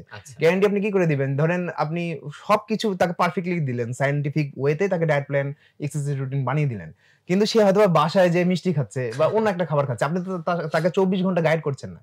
যখন আপনি বলবেন যে আমি আপনার সাথে 24 ঘন্টা থাকবো এবং গ্যারান্টি দিচ্ছি আপনাকে আমি ফিট করে দিব, তখন সেটা হচ্ছে ঠিক আছে, মানানসই। কিন্তু যখন আপনি বলছেন যে আমার ডায়েট প্ল্যান ফলো করলে আপনি হচ্ছে রেজাল্ট পেয়ে যাবেন, তখন কি হয় যে এটা একটা ট্রিক্স, সবাই জানে, প্রত্যেকটা ট্রেনার জানে, আমরাও জানি। আমরা যখন কাউকে ডায়েট প্ল্যান বানিয়ে দিই বা ট্রেনিং দিই, তখন আমরাও জানি সে ফলো করবে না পুরোটা। তো আমরা যতটা পারা যায় ইজি ভাবে দিতে চাই। তো আমরাও জানি যে সে রেজাল্টও পাবে না খুব একটা, মানে সে যদি ফলো করে সেটা বোনাস, কিন্তু 99% পুরোপুরি ফলো করতে পারে না, রিজন নাই তো তার কাছে ফলো করার। এত সারা জীবন সে মানে হচ্ছে হয়তো বা কষ্ট করেনি, হঠাৎ করে সে এত কষ্ট করতে পারবে না, এটা আমরা ধরেই নিই। তো আমরা তাকে সব থেকে ইজিয়েস্ট ওয়েতে তাকে আগে অভ্যস্ত করার চেষ্টা করি। আর যেটা মার্কেটিং করি সেটা হচ্ছে আমরা বিফোর আফটার পোস্ট করি। মানে মূলত আমি যেভাবে উঠেছি উপরে শুরু থেকে যখন আমাদের জিমে কোনো ইকুইপমেন্টও ছিল না, আমরা ভাঙড়ি পট্টিতে ওই লোহাকে ঝালাই দিয়ে ইকুইপমেন্ট বানিয়েছিলাম 2017 সালের কথা, যখন আমি প্রথম জিম ওপেন করি তখন 1,05,000 টাকা ইনভেস্টমেন্ট ছিল আমার জিমের। তো ওইটা হচ্ছে এখন প্রায় 1 কোটি টাকার উপরে খালি ইকুইপমেন্টই কিনেছি আমি, তাও নিজের টাকা দিয়ে না, মেম্বারদের টাকা দিয়ে, মানে জিম থেকে তুলে আমি ইকুইপমেন্ট কিনেছি। আর কত টাকা আমি নিজে নিয়েছি তার আমি হিসাবই রাখিনি, বুঝতে পেরেছেন? তো এটা হচ্ছে ব্যাপার। তো এটা হচ্ছে যে এই ব্যাপারটা কি ওটাই আমাকে গ্রোথ এনে দিয়েছে, যে আমি বিফোর আফটার পোস্ট করতাম, ওটা দেখে মানুষ ভরসা পেত। অ্যাকচুয়াল প্রুফ একদম। আপনি এটা পোস্টই করেন না যে আমি আপনাকে গ্যারান্টি দিচ্ছি আপনার ওজন কমিয়ে দিব বা বাড়িয়ে দিব, এটা আপনি কখনো পারবেন না, এটা মিসগাইড হয়ে যাবে। মানে মানুষকে হয়তোবা ইজিলি পেয়ে যাবেন 2-1টা কাস্টমার, হয়তোবা তাকে প্রুফ দিতে পারবেন না, হয়তোবা তাকে হচ্ছে আপনি রেজাল্ট এনে দিতে পারবেন না, তখন কি করবে সে ব্যাড মার্কেটিং করবে যে আমি ওখানে যেও রেজাল্ট পাইনি। তো এটা তো খারাপ। ধরেন আপনি একজনকে পাওয়ার জন্য 10 জন হারিয়ে ফেলছেন। উল্টা আপনি বলেন যে আপনার ফিটনেস আপনার উপরে ডিপেন্ড করছে, আমি জাস্ট আপনাকে শো করতে পারি পার্টটা, মানে সঠিক পার্টটা, আপনি যদি ফলো করেন তাহলে আপনি রেজাল্ট পাবেন। আর আমরা বিভিন্ন ধরনের গিফট দেই, আর কিছুদিন পর পর কম্পিটিশন করি। আমরা এরকমও করি যে 1 ইয়ার ফ্রি মেম্বারশিপ দিয়ে দিই যারা খুব ভালো ইমপ্রুভ করে। এটাতে কি হয়, একে তো তার সাথে আবার কাস্টমার রিলেশনশিপ বিল্ড হচ্ছে, সে যেহেতু নিজে পরিশ্রমী, নিজে হচ্ছে এটাকে চেঞ্জ এনেছে নিজের মাধ্যমে, সে তখন আরো যখন সে জিমে থাকে তখন সে 10 জনকে মোটিভেট করে যে দেখো আমি আগে এরকম ছিলাম এখন এরকম হয়েছি। তাকে দেখে আরো 10 জন যারা জিম ছেড়ে দিবে তারা বলে যে না এই ভাই যেহেতু পেরেছে আমিও থাকি। আমরা ট্রেনারও চয়েস করি আমাদের জিমের মেম্বার যারা ওল্ড, যারা পরবর্তীতে খুব ভালো ফিটনেস বানিয়েছে তাদের ভিতর থেকে, যেন কানেক্ট করতে পারে যে আচ্ছা এই বড় ভাই এতদিন যাবত আমাদের সাথে ব্যায়াম করতো, এখন সে ট্রেনার হয়েছে নতুন কোনো ব্রাঞ্চে, আচ্ছা ঠিক আছে তাহলে হচ্ছে তার এক্সপিরিয়েন্স বেশি আছে। এটাতে কি হয় যে মানুষ হচ্ছে কানেক্ট করতে পারে দূর থেকে যে না ওই ভাইকে তো আমরা চিনি। তো আমরা যখন নতুন কোনো ব্রাঞ্চ ওপেন করি তখন সেখানেও অনেক ভিড় বেড়ে যায়, বুঝছেন? এটা হচ্ছে ব্যাপার। তো আমাদের প্রত্যেকটা ব্রাঞ্চে আমাদের এই স্টুডেন্ট গুলো আছে, পুরাতন ক্লায়েন্ট যারা এখন ট্রেনার হয়ে গেছে, তারাই হচ্ছে জিমটা পরিচালনা করেছে, বুঝছেন? এইভাবে আমরা বেশি কাস্টমার পাই। রেগুলার বেসিসে আমরা বিফোর আফটার পোস্ট করি। এটা যে কোনো জিম মালিক জাস্ট যদি সে বিফোর আফটার পোস্ট করে, তাকে কোনো লাক্সারি ডেকোরেশন দেখাতে হবে না। হ্যাঁ, দেখাতে পারে যদি আপনি গুলশান বনানীর মতো একদম রিচ সোসাইটিতে যদি জিম ওপেন করেন, তাহলে সেখানে লাক্সারি দরকার আছে। মানে সেখানে আপনি হয়তোবা ডিমান্ড আপনার বেশি, সেখানে হয়তোবা আপনার ব্যাপার আছে না, একটা 1,000 টাকার প্রোডাক্ট 1 লাখ মানুষের কাছে বিক্রি করলে একটা টাকা উঠবে, আবার 1 লাখ টাকার প্রোডাক্ট 1,000 মানুষের কাছে বিক্রি করলে আরো বেশি আসবে। তো ওরকম, তো তারা হয়তোবা ওই রকম টার্গেট করে। তো আমরা টার্গেট করি হচ্ছে সাধারণ যারা স্টুডেন্ট। বিশেষ করে তো প্রথমে আমরা রাজশাহীতে ছিলাম, কেবল ঢাকাতে আসলাম। তো এটা এখানে হয়তো রেট একটু হাই হবে কস্টিং এর কারণে, কিন্তু আমরা রাজশাহীতে সাধারণ মানুষ যারা হচ্ছে আসলে জিম করা যাদের পক্ষে পসিবল না, তাদেরকে টার্গেট করে আমরা প্রথমে চালু করেছিলাম। পরে আস্তে আস্তে আমাদের কোয়ালিটিও বেড়েছে, রেটও বেড়েছে, আর আমরা সার্ভিসও বাড়িয়েছি। তো এটা হচ্ছে পরে আস্তে আস্তে গ্রো করেছি। কেউ যদি মনে করে অল্প ইনভেস্টমেন্টে ভালো রেজাল্ট দিব, লং টার্ম থাকবো, টিকে থাকবো ইন্ডাস্ট্রিতে, তাহলে তাকে আগে এইভাবে রেজাল্ট দিতে হবে মানুষকে, পরবর্তীতে লাক্সারিতে যেতে হবে। কারো যদি প্রচুর টাকা থাকে, ইনভেস্টমেন্ট থাকে, যে তার অনেক টাকা আছে, সে হচ্ছে অনেক হাইলি কোয়ালিফাইড ট্রেনার নিয়ে আসতে পারে, লাক্সারি দিতে পারে, তখন সে সাস্টেইন করবে। তাও গ্যারান্টি নাই মানে সাস্টেইন করে, কারণ আমরা অনেক সময় দেখি যে অনেক লাক্সারি জিমও বন্ধ হয়ে যায়। আবার অনেক সময় দেখা যায় যে কোন একটা জিমে ইকুইপমেন্টই নাই, একদম লো অলকর, কিন্তু ট্রেনার অনেক বেশি ডেডিকেটেড, সেখানে সেটা কিন্তু খুব ভালো চলছে। হতেই পারে, মানে যেমন ব্যাপারটা কি যে আপনি যে বাংলাদেশে আছেন বলে আপনি অসফল হবেন ব্যাপার না। অনেকে মনে করে যে ইউএসএ তে যারা জন্মগ্রহণ করেছে তারা বেশি সুযোগ সুবিধা পায়। তো ইউএসএ তে আপনি জন্মগ্রহণ করেছেন, আপনি সফল হওয়ার চান্সটা আপনার বেশি। তার মানে এমন না যে আপনি সফল হবেনই। আবার বাংলাদেশে আপনি জন্মগ্রহণ করেছেন, আপনার অসফল হওয়ার চান্স বেশি। কিন্তু তার মানে এমন না যে আপনি অসফল থাকবেন। এখানেও অনেকে সাকসেসফুল হয়েছে, আবার ওখানেও অনেকে অসফল হয়েছে। তো ব্যাপারটা হচ্ছে লাক্সারি জিমেও অনেকে রেজাল্ট পায় না, আবার কম দামি জিমেও অনেকে রেজাল্ট পেয়ে যায়। এখানে ডিপেন্ড করছে হচ্ছে ট্রেনারের অ্যাটিটিউড। ইকুইপমেন্ট কখনোই রেজাল্ট নিতে পারে না যদি আপনি সঠিক টেকনিক না জানেন। আপনি জাস্ট ডাম্বল বারবল দিয়ে প্রত্যেকটা ইকুইপমেন্ট আবিষ্কার হয়েছে কিন্তু ট্রেনারদের কাছে, সরি, যারা অ্যাথলেট বডি বিল্ডিং কম্পিটিশন খেলে, ওয়েট লিফটিং কম্পিটিশন খেলে, তাদের যেন ইনজুরি না হয় সেই কারণে আবিষ্কার হয়েছে। রিজনটা কি, অ্যাথলেটদেরকে কম্পিটিশনের আগে লো কার্ব ডায়েট ফলো করতে হয়, অনেক কম খাবার খেতে হয় প্রয়োজনের তুলনায়, যেহেতু তাদেরকে ফ্যাট পার্সেন্টেজ কমাতে হয়, তখন তারা এনার্জি পায় না, শক্তি পায় না। তো ডাম্বল চেড়ে যদি ঘাড়ের উপরে তোলে তখন সেটাতে ইনজুরি হওয়ার চান্স থাকে। তো ইকুইপমেন্ট আবিষ্কার করা হয়েছিল যে তারা জাস্ট ইকুইপমেন্টের সিটে বসবে, প্রেস করবে, তাদের কাজ হয়ে যাবে, এই কারণে। কিন্তু প্রত্যেকে কিন্তু শুরু করেছে ডাম্বল বারবেল দিয়ে। জাস্ট ডাম্বল বারবেল আর একটা যদি এক্সারসাইজ বেঞ্চ থাকে আপনার কাছে, বেসিক কিছু ইকুইপমেন্ট থাকে, আপনি খুব সুন্দর বডি বানাতে পারবেন। মানে যেটা চাচ্ছেন আপনি, যে আপনি চাইলে কম্পিটিশনে খেলতে পারবেন। কারণ যারা প্রফেশনাল অ্যাথলেট তারা সবাই জানে যে ইকুইপমেন্ট আমাদেরকে খুব একটা বেশি রেজাল্ট দেয় না, বেশি রেজাল্ট দেয় হচ্ছে আপনার ডায়েট আপনি যদি একজন প্রফেশনাল অ্যাথলেট হন তাহলে সেই ক্ষেত্রে হরমোনাল সাপোর্টও লাগবে, প্লাস সঠিক গাইডলাইন।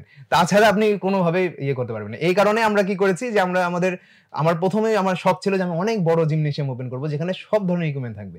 পরে আমি আমার মাইন্ডসেট চেঞ্জ করে আমি চিন্তা করলাম যে না, আমি অনেকগুলো ব্রাঞ্চ ওপেন করব যেখানে জাস্ট বেসিক জিনিসগুলো থাকবে। তো এটা হচ্ছে কেউ বিজনেস করতে গেলে জাস্ট বেসিক জিনিসগুলো রাখেন, পাশাপাশি রেজাল্ট দেন, পরবর্তীতে হয়তোবা আপনি আরো গ্রো করবেন, তখন আপনি অন্য ইকুইপমেন্টও নিতে পারেন। এভাবে আমি গ্রো করেছি।